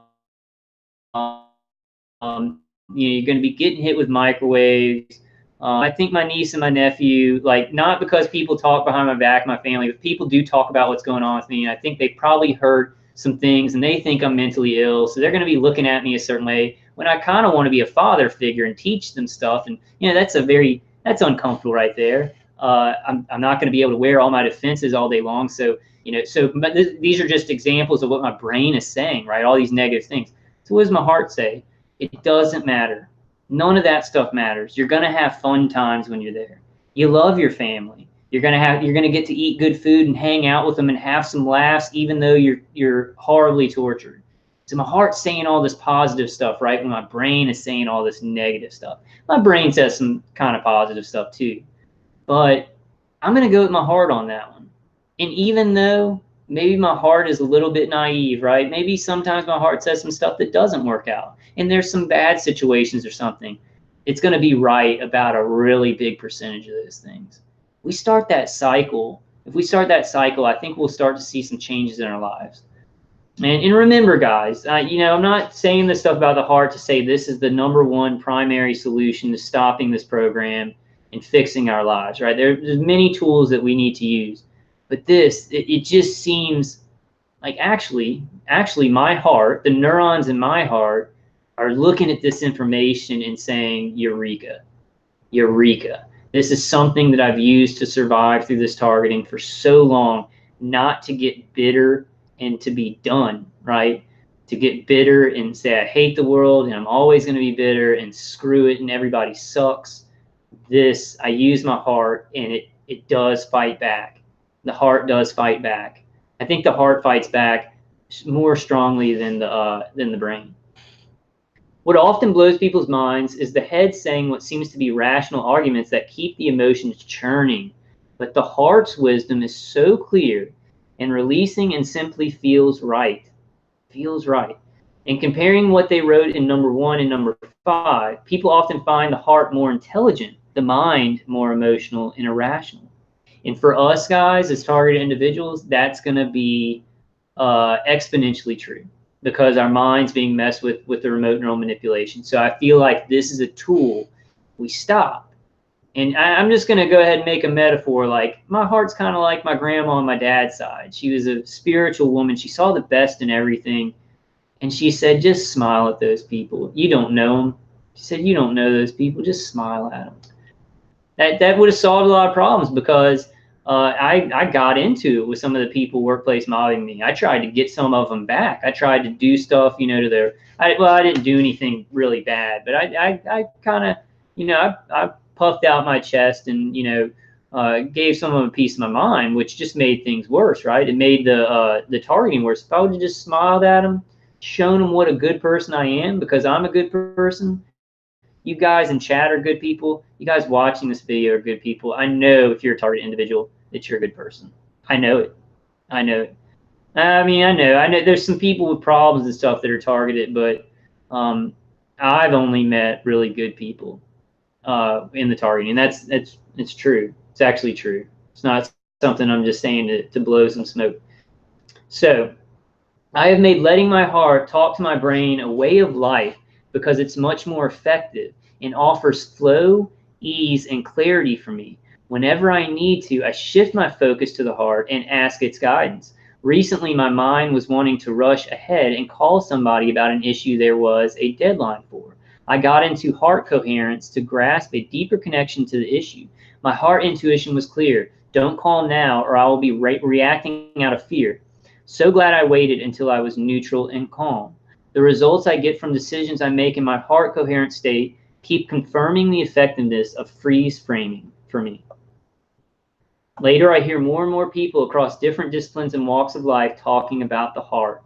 People seem to be waking up to the wisdom of letting their hearts guide them. Finding it leads them to more joy and fulfillment. This is news that does my heart good. And so this is Deborah Rosman right here. PhD, is president and CEO of HeartMath LLC, located in Boulder Creek, California. HeartMath provides scientifically validated and market-validated tools and technologies that activate the intelligence and power of the heart to dramatically reduce stress while empowering health, performance, and behavioral change in individuals and organizations. Okay, and what I do want to say before I lose it, and I just lost it, I forgot. My attackers are really, really hitting my memory. They're really hating what I'm doing right now for some reason, because it's bringing me to a positive place. They hate that. They hate things that bring us to a positive place. We're struggling to get back to that positive. I had something really important. Oh man, let me see if I can read the. Oh, okay, yeah, this is what it was. I read this to bring this back into my memory. What I'd forgotten, I just looked at this paragraph, and it brought me back to that space in my mind. Okay, so what I think is that the neurons in your heart, and I don't know how this works. This is a left field thing that I don't understand how it works with quantum, quantum theology, quantum energy, the atoms, the spaces in between atoms. I really think that our heart is more connected to God than our brain is. And I don't know why that is, but I really think that our quantum connection to our Creator flows from the heart. I think we're going to find out more and more about these things scientifically as we move into the future. And also, also look at this. Look at this helps me a lot, guys. And I don't know. Like we look at this situation and there's so many tragedies and horrible things that I can't fix. But knowing about these technologies and being attacked by them, and then scrambling and struggling and digging and researching and trying to find the strength in myself, and you guys trying to find the strength in y'all and inside of you, doesn't it lead us to more information ourselves? Like, of course, the evil people are trying to, coldly calculate and get information about the brain and stuff like that, but it has no soul in it, right? It's just murdering a bunch of people and like taking the data and stuff like that so they can control.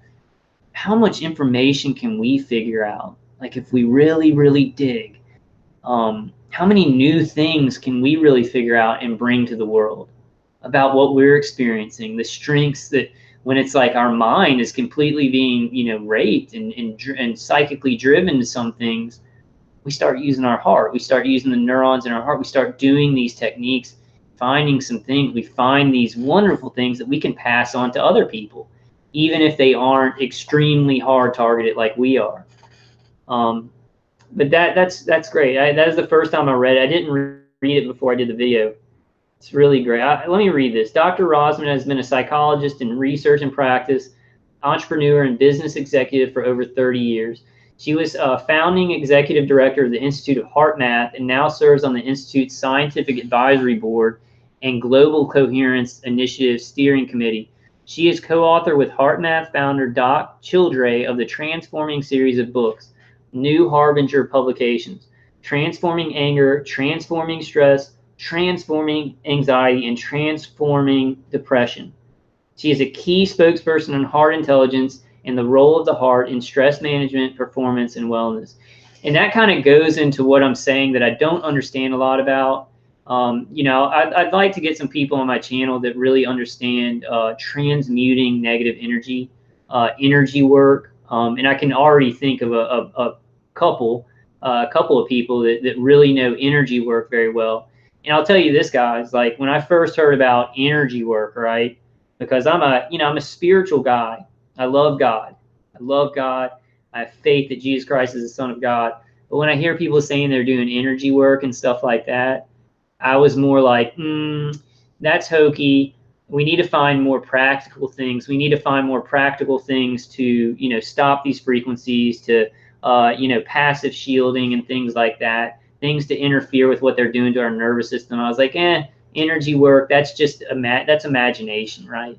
And as I've gone along, it's less imagination and more like a science, transmuting negative energy into positive energy through our heart, through our mind, through our stomach, through our spirit connecting to our heart, to our mind, to our stomach, you know, letting go of these negative things, thinking about letting them go from your body, and then bringing light into your body. These things to some people may seem like, some of those meditations may seem hokey or whatever, but I've done some of those meditations with targeted individuals that were friends, and it's really helped. It's helped me to get tools and things that I can do all the time, and it really works. It's something that I don't understand, that I'm reaching for, right? And a lot of people understand it better than me, but it's something that definitely works. And if something works, this is my cynical thing, right? If something works and is utilitarian, that means there's truth in it, to me. That's why I know that God is an objective fact. My faith in God, my faith in Jesus Christ, it's utilitarian. I mean, and also I believe it on a lot of other angles too, not just because it works, not just because it helps me, but because it does help me, because it is utilitarian. That's evidence that exists, you know, that works, that it is scientifically grounded, even if we haven't reached that science yet, right? So so last thing, I really did want to make this live stream quick, guys. I just wanted to like bring this into the conversation, and maybe some other targeted individuals can talk about it. I'll definitely talk about it more. I'm going to play the first few minutes of this this YouTube video now. All the links are in the description. I'm going to play this real quick, and then maybe read a couple of y'all's comments. Are all you guys okay with me doing that? I want to make sure, because I feel like maybe some people, I'm like, okay, you know, like Autumn said this. Are y'all okay with me, you know, just saying what y'all put in chat? I was kind of thinking about that, and I was kind of thinking like, well, if you don't want me to read something out in chat, maybe put a certain letter at the end, like K for Kyle or something like that. Or I don't know. We could think of something like a slash, like a / or something, if you don't want me to read what you wrote in chat. But y'all tell me. You guys let me know, or let the moderators know, and they'll tell me. You know, I'm thinking it's okay with you guys. So I kind of read what y'all put in chat. You know, I can't read everything. I did get a comment. I did get a comment on one of my videos saying you never read this person's comment. When are you going to respond to that? And obviously, guys, I can't read everything in chat. I can barely watch my chat. That's why I've got people who I really trust, and they're fair and balanced. So if you do get timed out or anything, it's justified, because I picked moderators who are very fair and balanced. And you don't have to, you know, you don't. It's not a this is not a tyrannical hierarchy with the chat. I've got some very fair-minded moderators who are not gonna just ban you from chat or anything unless you're doing something really bad. So I do want to just kind of mention that. But you guys let me know, or if you want it, if you're a person that if you're a person that doesn't want your chat, the things you put in chat read, just put a / at the end of them. So how about we do that? How about we do that? Because I mean, I think it's okay. I think everybody's cool with that, but I just want to make sure, you know. So let me play the first few minutes. Then I might read some of y'all's chats, but I did want to keep this kind of quick. I really want to. I'm playing this video game called oh, what's it called? I was gonna tell y'all about it. It's oh, I can't even remember the name of the video game. Horizon. It's called Horizon, and it's like this older game for the PS4, and it's like based in the future. after the world destroys itself basically, and then people like kind of go back to tribal living, and then there's like these AI the AI machines underground keep building these robots that you have to fight. And I was kind of like looking at the game and I was like, this is kind of Illuminati propaganda or cabal propaganda, you know, where it's like all the cities are destroyed and then it's these small tribes left which have these new religions and stuff like that. And then there are these artificial machines still being made, but it's really just awesome graphics. It's really cool.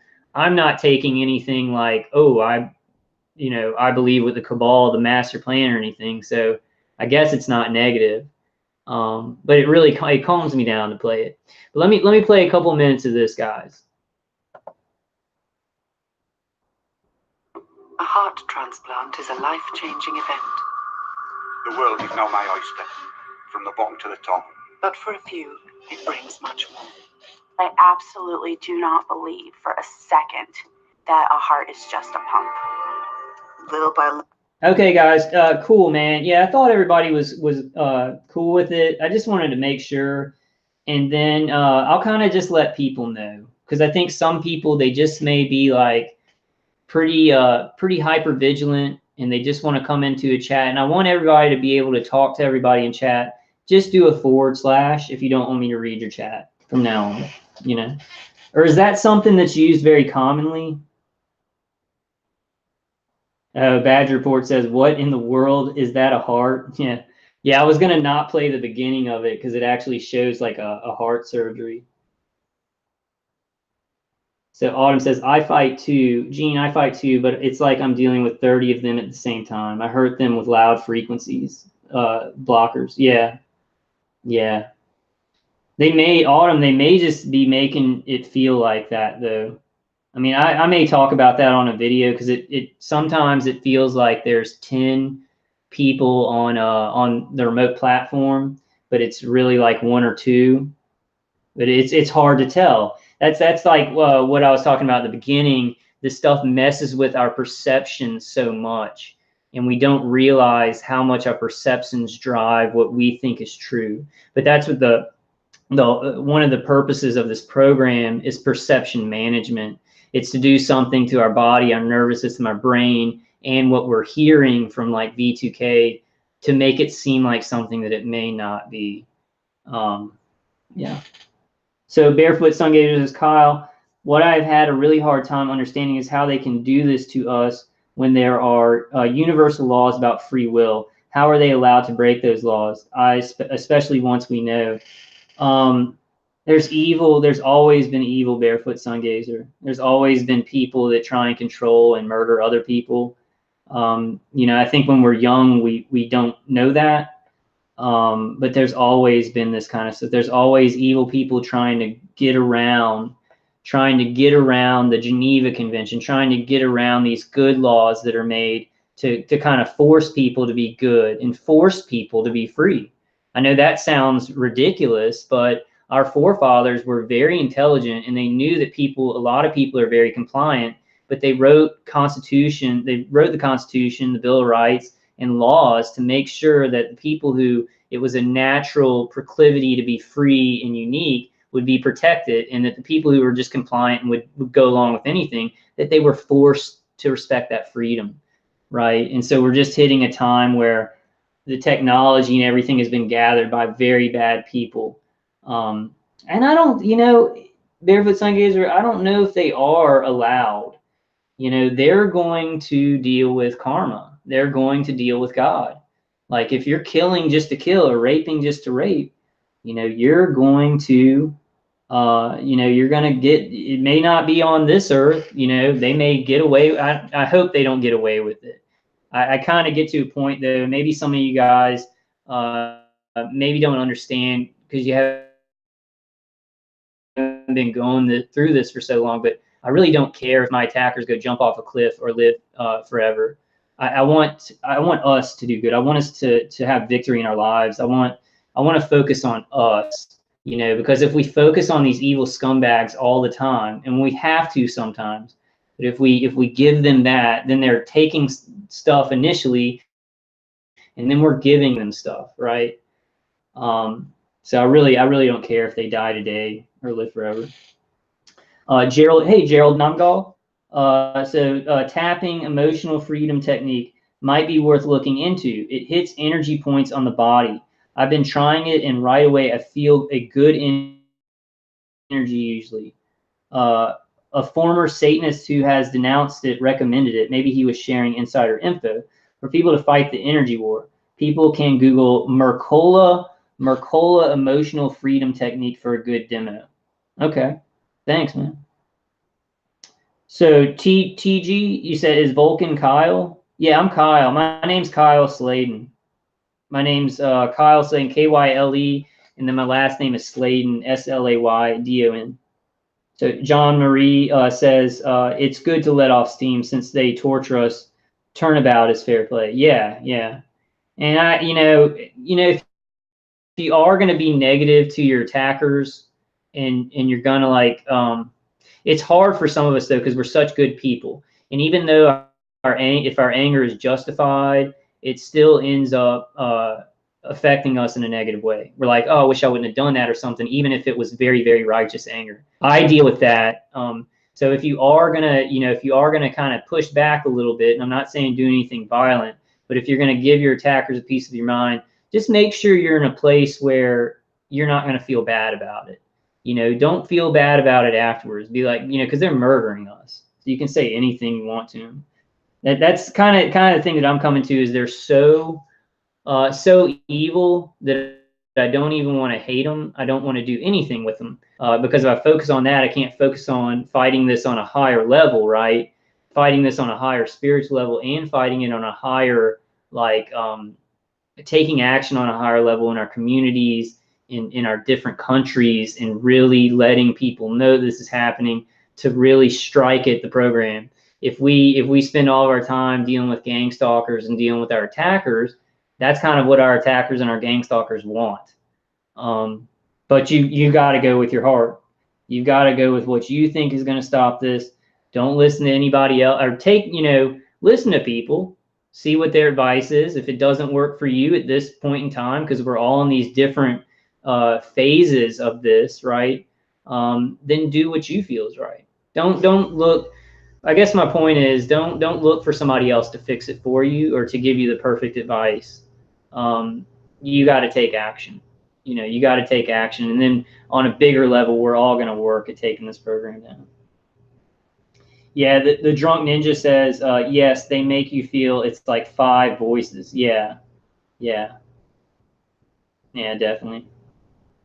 Yeah, right now it sounds like I have 2 voices. It's the man and the woman. But sometimes, like on weekends, what they used to do is on the weekend they would make it sound like about 6 or 7 voices or 8 voices, because they wanted to make me think they were having a party in whatever room they were in or whatever house that I thought it was coming from.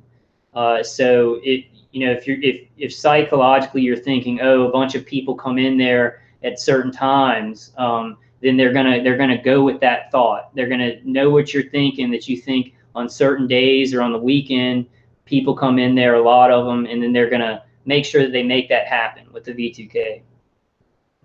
And there's other situations, too, of why they would do that. But I do think it's like maybe 2 or 3 people. If you do have shift workers, some people may be completely automated. I think people getting audible V2K, it's hard to just go to complete automation, but they can.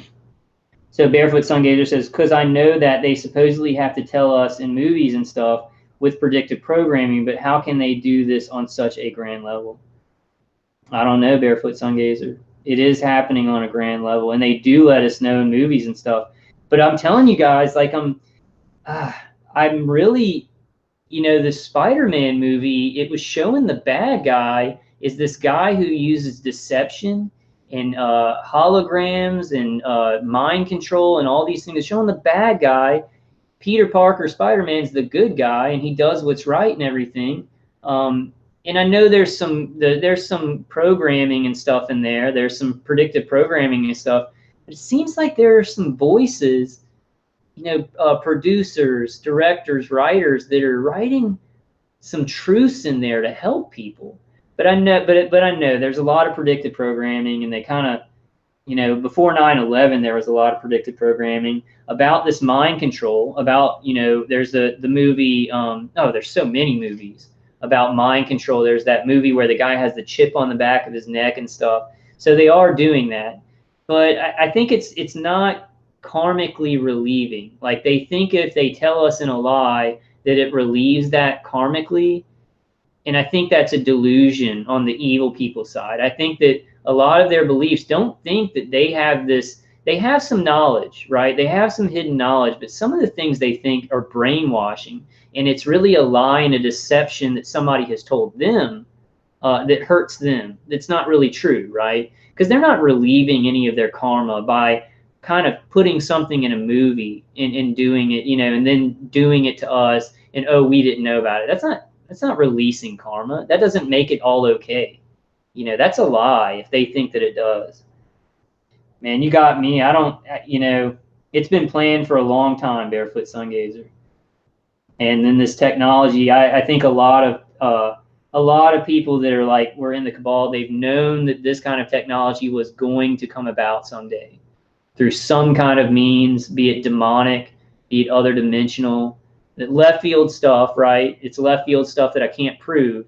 But I feel like even before this technology was used for this, a lot of these cabal people, they were getting messages maybe from the other side, which would be demonic, because I think Nikola Tesla said that angels gave him a lot of his information. Now, was it good? Was it some type of good beings that maybe we can't see on our level? Or was it demons? Was it angels or demons? Because I think there's both. I think there are forces for good that we do not see, and there are forces for evil that we do not see. I think that as Christians, as well, just anybody, not just Christians, we can't just say like, oh, anything that's unknown and is giving somebody power. Or maybe you're connecting with your grandparents that went to heaven and you're feeling an energy. We can't think all of that is demonic. There's some things that we don't see and don't know about that are good and do want good for humanity. But then there's some really bad demonic stuff too.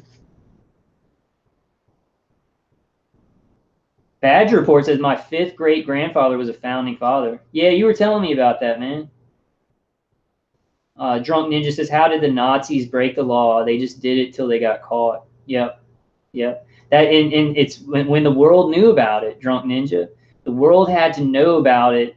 Like, some people in the world knew that they were they were killing Jews. I don't know about the gassing, but they killed Jews. They killed a lot of Jews in World War II, and a lot of people already knew about it. But it took more and more people learning about these horrors, right? So that's just like our case. So many more people are going to have to know. Well, we're at a shifting point. I feel we're at a shifting point where it's like, it could happen really soon, that there's a boiling point and people start really complaining about this. But I've got to prepare. I've got to hope for that we're really close, but prepare for it maybe dragging out a little bit longer. That's why we need to focus on some defensive things. Eric XE, and hey, Eric, I think I said hey earlier. Karma, that's right. I've heard about it from others. Barefoot Sungazer says, on such a massive scale, though, the evil on this planet seems to be running way more rampant than they used to. I feel like they used to be kept at bay, and now they have been set free to do as they. Well, you see, what's happened is there was always really big evil in our world, but people could get away from it, right? You could just go to an island, or you could go to some new land, and you can get away from tyranny. You could get away from continents that were tyrannical. You could get away from kings that were cutting off people's heads and stuff. But nowadays, it's like the top of the pyramid has created a global grid on the world where you can't get away. There's nowhere else to go besides space. And that's not necessarily true, right? What we're trying to do, like all of us, we're trying to find new ways to escape this, to defend ourselves. This is a new frontier, guys. If we choose for this to be a new frontier, there's new ways of getting away from this perceptually. There's new ways of getting away from this by just filling your life with as much positivity as you can, by helping people, by ignoring some of this. So we can't think of new horizons and getting away from this as moving to some land or something. Well, I think we should try that too. I'm not saying we shouldn't try that too, but when we can't do that, we've got to think about new frontiers of perception, of strength that we can have, of things, because I don't think we can fly out into space right now, right, and get away from our attackers. This will end, the experimentation will end unless the whole world goes to pot. But, you know, since we can't go out into space, can we free ourselves in our mind? Can we free ourselves in our heart? Can we get close to God and somehow, in a way that I don't even know or couldn't even imagine right now, would he lead us to freedom in some form that we don't even realize, right? So the reason why it's there's always been evil, but now all the technology, all the money, and the corporations, they've been gathered up at the top, and they funnel down through the pyramid. So it's the system that's made up, which seems like, oh, everything's evil now. They're indoctrinating people into the Freemasons, into the Kabbalah, into the Talmud, into, you know, things like that, right? So evil is kind of taking over, and it's using money, and hey, your life's going to be good if you follow this, and it's getting a whole lot of compliant people to do evil things. It is, I agree with you. It has never been seen before on this earth. Evil that's so centered and collected, and always like the Eye of Sauron, right? It's always watching, always working, always think tanks, always, you know, all these things, always trying to, how can we control people more? How can we go along with this master plan, right? But you got to see that. You got to see that there's a balance in life, and that when evil is getting strong, that means that good is soon to follow. Good usually follows because it's not always manipulating and planning, right? Good wants to just live with its family and live a peaceful life. But when good is struck against so heavily, it will rise to that. There is still good in this world, and it is growing in strength every day because evil is growing in strength, and it's a balance, you know. I don't know, Barefoot Sungazer, you asked some really good questions, and we all need to ask them, but there's some pretty big answers for those questions, you know. So Jean-Marie Bizot says, evil is in control right now. I want to send them to God where he will deal out eternity. Yeah. I've thought that for many years through my targeting. I wanted to get back. I wanted true justice. I wanted my justice. But it helps when you, I'll tell you what, and hey, nobody, it helps when you're like with doing these videos and being on conference calls. I see how many people are in so much pain. And it helped me to push aside my anger towards my attackers, because I felt like I can attack this program and I can attack my attackers way more if I'm good, if I stay good, don't have vengeance in my heart, because that's what they want. They want me to have vengeance for them because they don't think I can find them or whatever, which I probably couldn't right now. But when you start helping others a lot and you start seeing how much other targeted individuals are in pain, that subsides a lot, and you start saying, how can we get through this? We become more important. We need to make us in our lives and the good things that we can do. And of course, I'm not saying not fight this, right? I'm not saying we shouldn't fight this, but we should fight this, but also we should focus on ourselves, succeeding in our lives, even through this great evil. And ironically, I think for some of us, for a lot of us, because of this evil, our life is going to have a lot more meaning, and we're going to do greater things than we would have in just an ordinary life. We've got to look at it that way sometimes, guys. But no, I understand that, and I really do. I think that if I had my druthers, you know, there'd be court cases, but also these people should be hung. This is treason, right?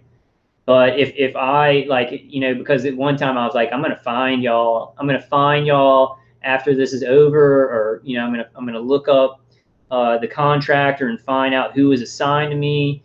If I meted out some kind of violence, it would change me forever, and I could never take that back.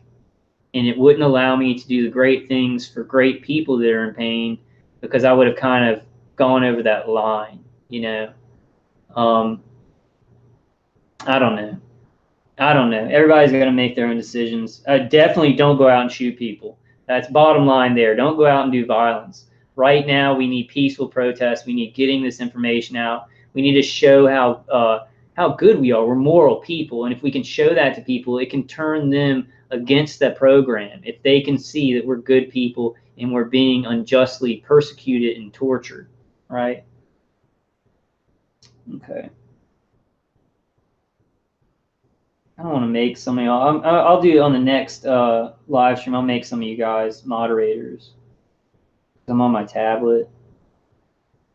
So TG VJYC says, I started praying blood of Christ over them in hedge of protection, and they started eating and drinking again. Praise God. Oh, okay. Oh, you're talking about, what are you talking about? Maybe some of your pets or something? All right, guys, I'm gonna play this.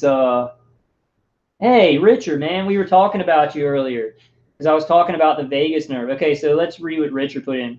Fascia tension may cause a perceived problem. This is like PTSD suppression. It can be released and cause some good relief from it. Yeah. So everybody check out Richard Horvach's RICHARD and then HORVATICH. He has some very good techniques for like relieving tension in the fascia. And like what I was telling everybody, Richard, is that we get a lot of vagus nerve stimulation, especially for pain, really pain all over our body, but specifically for towards the heart and the stomach. And A.74, and hey, A.74, he says, I agree, Vulcan Wolverine, about the good. And let me go ahead and play this this last little clip, guys, and I'm going to close it up. If I didn't get to your comments, like there's a lot of great comments that I don't get to. It's not because I'm not trying to read them. I kind of just look at what catches my eye, you know, and your comment could be very, very good and I missed it. So don't feel put out, because I think one person was kind of like thought that I wasn't responding to them. But it's hard, you know, it's hard for me to multitask when I'm being tortured so severely. Little many things started happening. I was more of an Italian food fan, but I love Mexican food now. Suddenly, like green peppers, putting them in my food, I used to take them out. I just was running. I didn't have a clue where it was coming from. I was convinced that I was living with the presence of another within me. It's like, So guys, these are people who've had heart transplants, and I'm sure you guys have heard about this. It's like people get heart transplants and they had certain emotions like certain foods and stuff, but then they feel a change. And I had I guess it was my cousin's daughter, and she had a heart transplant when she was like 18, and she was telling me how she was a lot different after that. Because it was from a man. Like she got a heart transplant from a man, and she was very girly before she got the heart transplant. But after that, she kind of became a lot more tomboyish, and she actually started liking girls.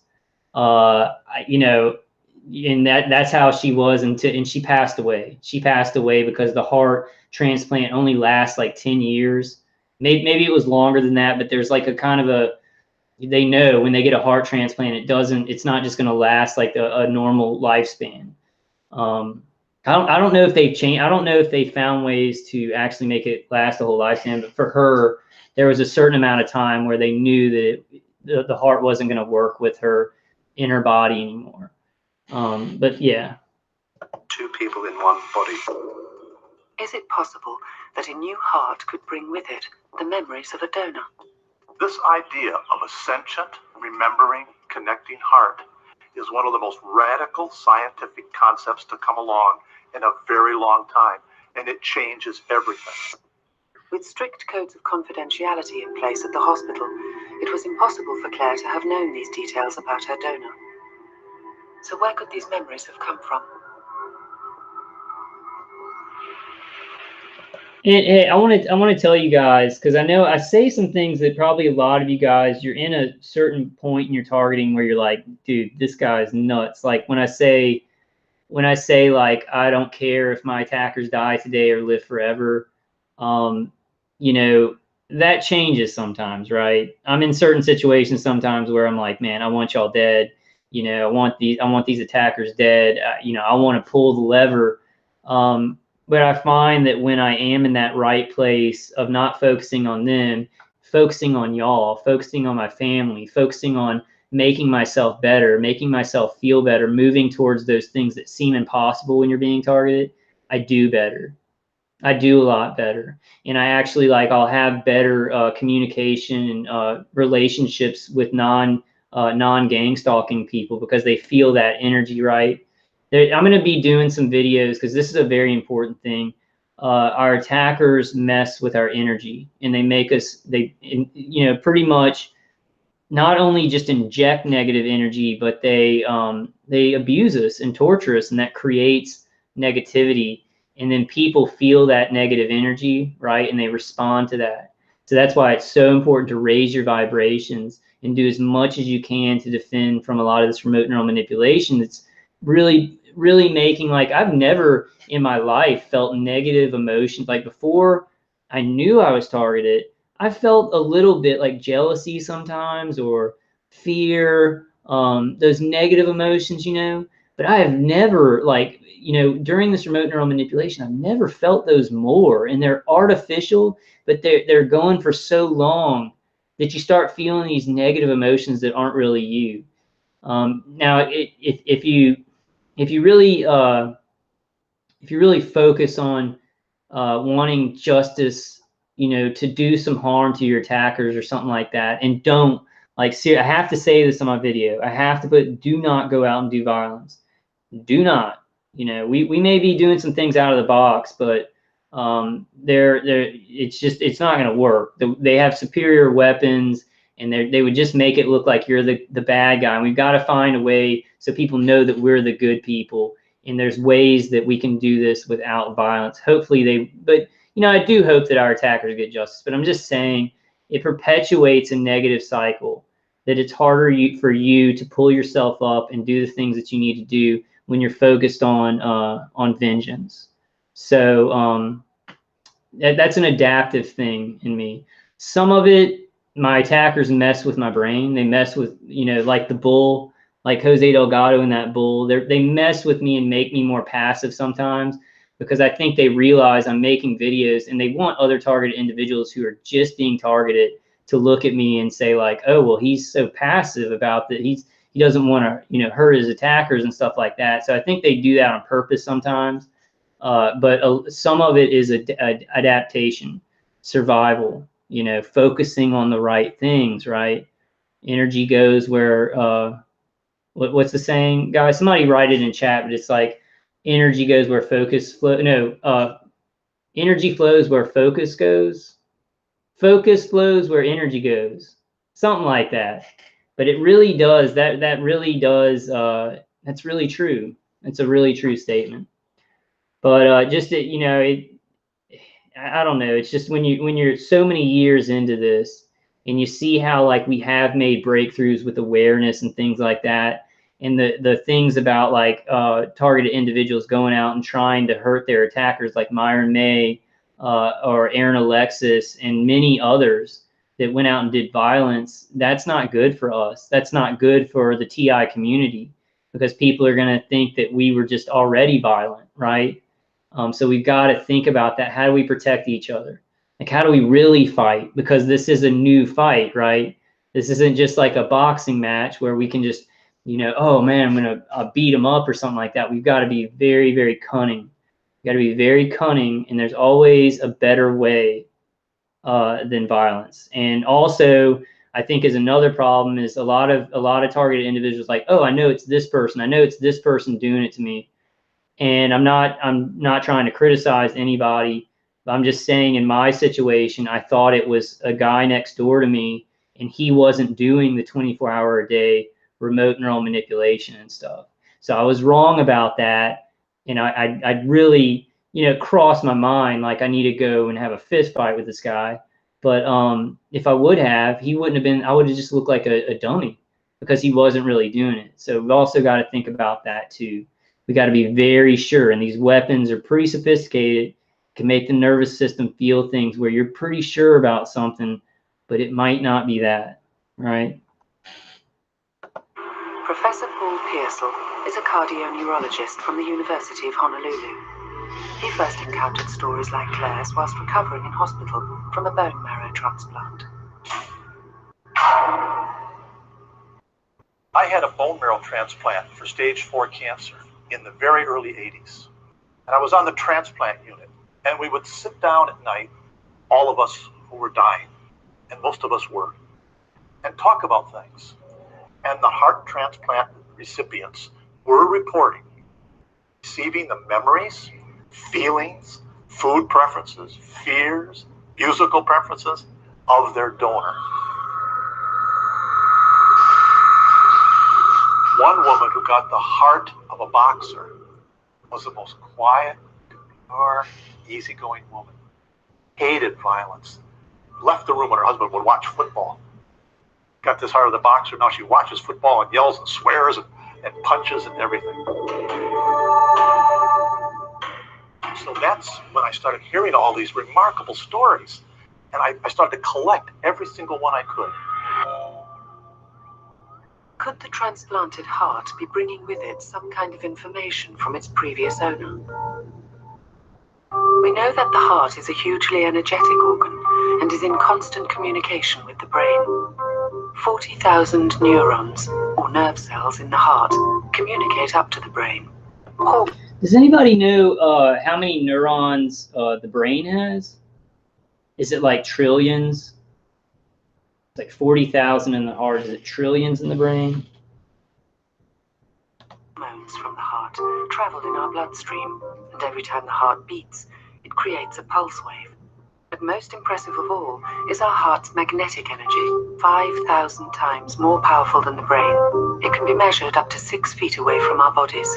I thought, this heart is just as powerful, more powerful, and does talk to the brain. Maybe we should be paying attention to that. Maybe the brain, even though it thinks it's us, isn't. Professor Pearsall was sure that the energy of the heart and its relationship with the brain was the key. And as more and more transplant patients came up with these remarkable experiences, it seemed to confirm it. But could his hunch stand up to science? The heart is a connective organ, a gentle organ. It's a different type of intelligence. I don't know all about its intelligence. That's what we need to learn. And how we learn that is by asking open-like questions. Okay, future knowledge says the brain has around 100 million neurons, but IFLAC says 100 billion neurons. So it's one of those. I think it's 100 billion, maybe. Yeah, 100 billion neurons. Wow. About people's hearts, not dismissing them as poetry, as metaphor. Say, maybe there's something to this. Professor Pearsall collated his research into a book called The Heart's Code. In it, he explored these stories about organ transplant patients and what they reveal about where we store our memories. Simultaneously, on the opposite side of America, Professor of Psychology and Psychiatry from Yale University, Gary Schwartz, was developing. Okay, so nobody found an article from The Guardian saying, we found that on average, the human brain has 86 billion neurons. Okay. A new theory of how memory could work.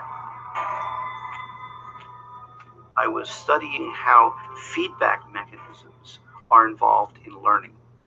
When we talk, for example, about how the brain learns, we talk about what are called neural networks in the brain. It turns out that the way a neural network works is that the output of the neurons feed back to the input of the neurons. And this process goes over and over again. And so long as the feedback is... So everybody knows about neural feedback loop, right? And that's what our attackers are using with this remote neural manipulation. They get you in a neural feedback loop or a biofeedback loop. And so they're sending these signals, and it's in a cycle, amping up, making the pathway stronger, their attack pathway stronger of what they're doing to your nervous system, your brain, your heart, and everything like that. That's why it's so important to cut into that cycle, that artificial cycle. If we can de-intensify that artificial cycle and strengthen strengthen our natural organic, I already forgot the term, neurological cycle, or whatever this guy said. then we're gonna get into a good positive cycle. Present, the neurons will learn. If you cut the feedback, there is no learning in the neurons. And the implication is that it's important for the neurons to have the feedback in order for the learning to take place. Well, by extension, any system that has feedback is going to therefore learn. I mean, we learn to shoot baskets, for example, in basketball by getting feedback about whether we're accurate or not. We learn to speak by getting feedback about whether we're accurate or not. And so consequently, any system, any set of cells that has feedback mechanisms in a network is going to learn the same way that neurons learn. And that's what's called feedback memory or systemic memory. He applied his theory of feedback memory to the heart and predicted that information could be transferred through organs in transplant surgery. At around the same time, cases like Claire Sylvia hit the headlines. Okay, guys, I just wanted to show that short part from it, but you guys can go watch it. I put the link in the description for the video. I think I'm going to go ahead and close out this live stream. I really just wanted to make it like a, oh gosh. Which one was it? I'm getting a message saying an embedded page on this page says this hangout on air will end if you continue broadcasting content that you aren't authorized to use. So it must have been that YouTube video about the heart transplants. That must have been the wow, I'm glad I kind of stopped it there. All right, guys, but go check it out, the whole thing, if you want to. I do want to say before I close out the live stream, guys, thank you to all my moderators. Like, y'all are so awesome. Autumn, Future Knowledge, Nobody, Charles Hall, Native Neuropterus. I don't think she was in the chat tonight, but thank you so much, y'all. And what I'm going to do, just for anybody that wants to be a moderator, let me know in chat. But what I'm going to do is I'm just going to see who kind of comes to the live streams. And do that later. So I'll get some more moderators in here. I don't know, like I'm gonna have to get ready to kind of go to Florida and wash some clothes and stuff. So I'll probably be taking, I guess it's gonna be a break. I might live stream from Florida or something like that, just to maybe if y'all want to see my parents or something like that. Do some short videos. I'll probably do some short videos if I do anything. Maybe with my family, just so y'all can see my family and stuff like that, if they agree to be on my YouTube channel. I think that's it, though. Very positive news, hopeful stuff. I know a lot of bad stuff's happening. I know we're all struggling immensely. There's a lot of positive things. Grab on to positive things. It's what our attackers don't want us to do. My attackers are furious right now. Because this is spitting in your attacker's face, trying to find hopeful information, neutralize what they're doing, help other people. You look really good to people who they're trying to show that you're a bad person, to gang stalk you and stuff like that. And I think for a lot of us, it's just who we are. We're good people. Don't lose that, don't lose that. It's what your attackers hate. It's spitting in their eye. If you don't spit in their eye, it's spitting in their eye if you're working on your own life, if you're working on things that make you happy, if you're working on helping people. And that's what we got to do right now. We've got to help each other, and we've got to, I want to beat these attackers. Don't get me wrong. I want to win. I want to stop this program and stuff like that. But, like Barefoot Sungazer said, this is like a huge system of evil. It's a global system of evil. We've got to do our best, and we've got to stay our best during this. Just don't do things, because I've done a lot of things during this, and sometimes you've just got to move past it. But they took pieces of me, right?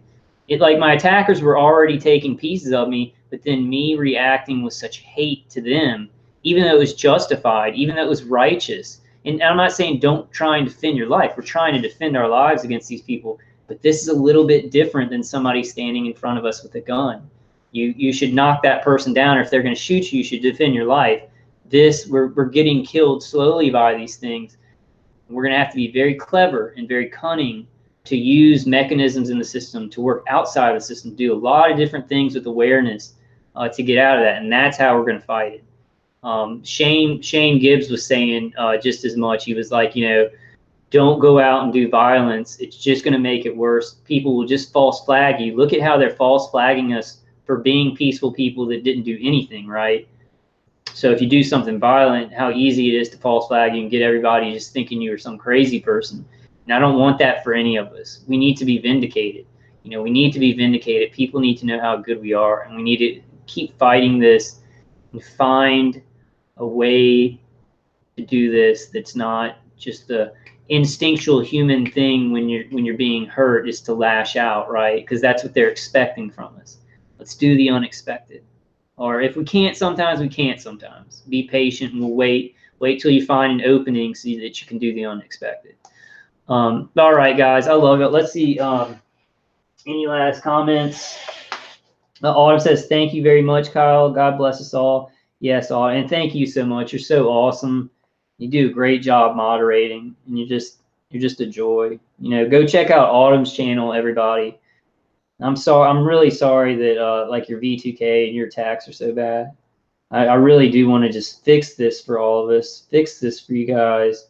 And it seems like the best I can do now is like putting some videos out like this, letting y'all know about defenses that I found. I'm going to find some better stuff.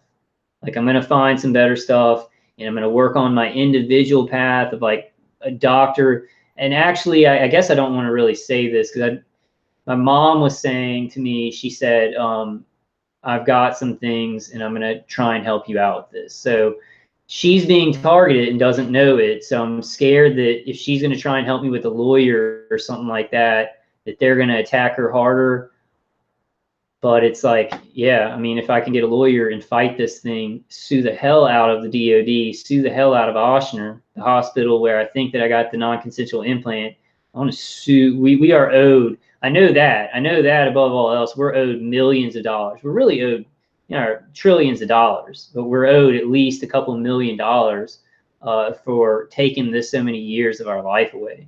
And I think that we're going to have to keep chipping away and get some court cases and settlements and things. I think some people have already done it. We just got to keep on trailblazing and chipping away at that wall we keep hitting. Hey, S. Robles, good night. S. Robles says, good night, everyone. Night, Kyle. God bless. Yeah, God bless you too, S. God bless and protect you. All right. Good night, everybody. I love y'all. And I'll see y'all on the next one. Let's see. Autumn says, Satan don't like happy good people. He likes happy evil ones. That's so true. That is so true. Yeah. Yeah, and everybody's got that. Like, everybody's got that person in them. Let me make a nerdy, like a nerd. I'm going to make a nerd observation. Like, I've got Spider-Man and Deadpool inside of me. And sometimes I'm like, maybe I just go Deadpool on this, making everything a joke, let everything go, don't really care about anything. Life is a joke. And that would keep me from being hurt, right?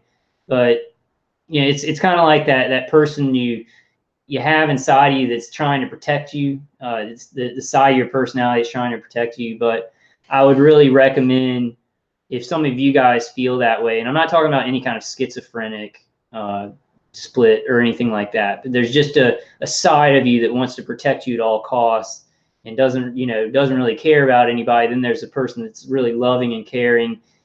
Integrate those two. Everybody integrate those two. That's why I love that character. Let me nerd out a little bit more before I go. The Professor Hulk in the new Infinity, was it Infinity? No, Infinity War was first, then it was Endgame. And I love that character because he took those two, the Hulk and Bruce Banner, into one and took all the good things about both of them. So really try and integrate your protector self, the person that wants to protect you, and the really nice wants to help everybody, because I know we all got those too, probably. Just try and integrate those two as much as you can. All right, guys, I love y'all. I'm not sure when I'll make another video. If I find nobody says spitting in the attacker's eye without spitting in their eye. The most badass quote ever. You, sir, are a brilliant tactician. Thanks, man. Yeah, I mean, it's true. It's like all this is based on what they think people are going to do instinctually. That's how they're trying to get us. They want to do things where they're like, well, if they do this instinctually, then we'll get them on that. So we've kind of got to, you know, go above that. We got to go above that and really be thinking of stuff that, and reach for stuff that has never been done before, right? With textbook stuff of how to heal ourselves, things that have been done throughout history. We pull those two things together. I love it. That's awesome. All right, guys. All right, I love y'all. Good night, guys. And not sure when I'm going to be doing another video, but I'll either do live streams or maybe just make short videos in Florida. All right, guys. I love y'all. Just stay strong. Definitely more to come, and there's going to be lots more targeted individuals speaking out about this. It's going to be a lot more solutions and defenses and things like that. So just hang in there. Just hang in there and really pray about it. Really pray about it. And use your heart, right? I think that's a good ending to this live stream. All right, so I'll see you guys next time. I love all of y'all. Stay strong.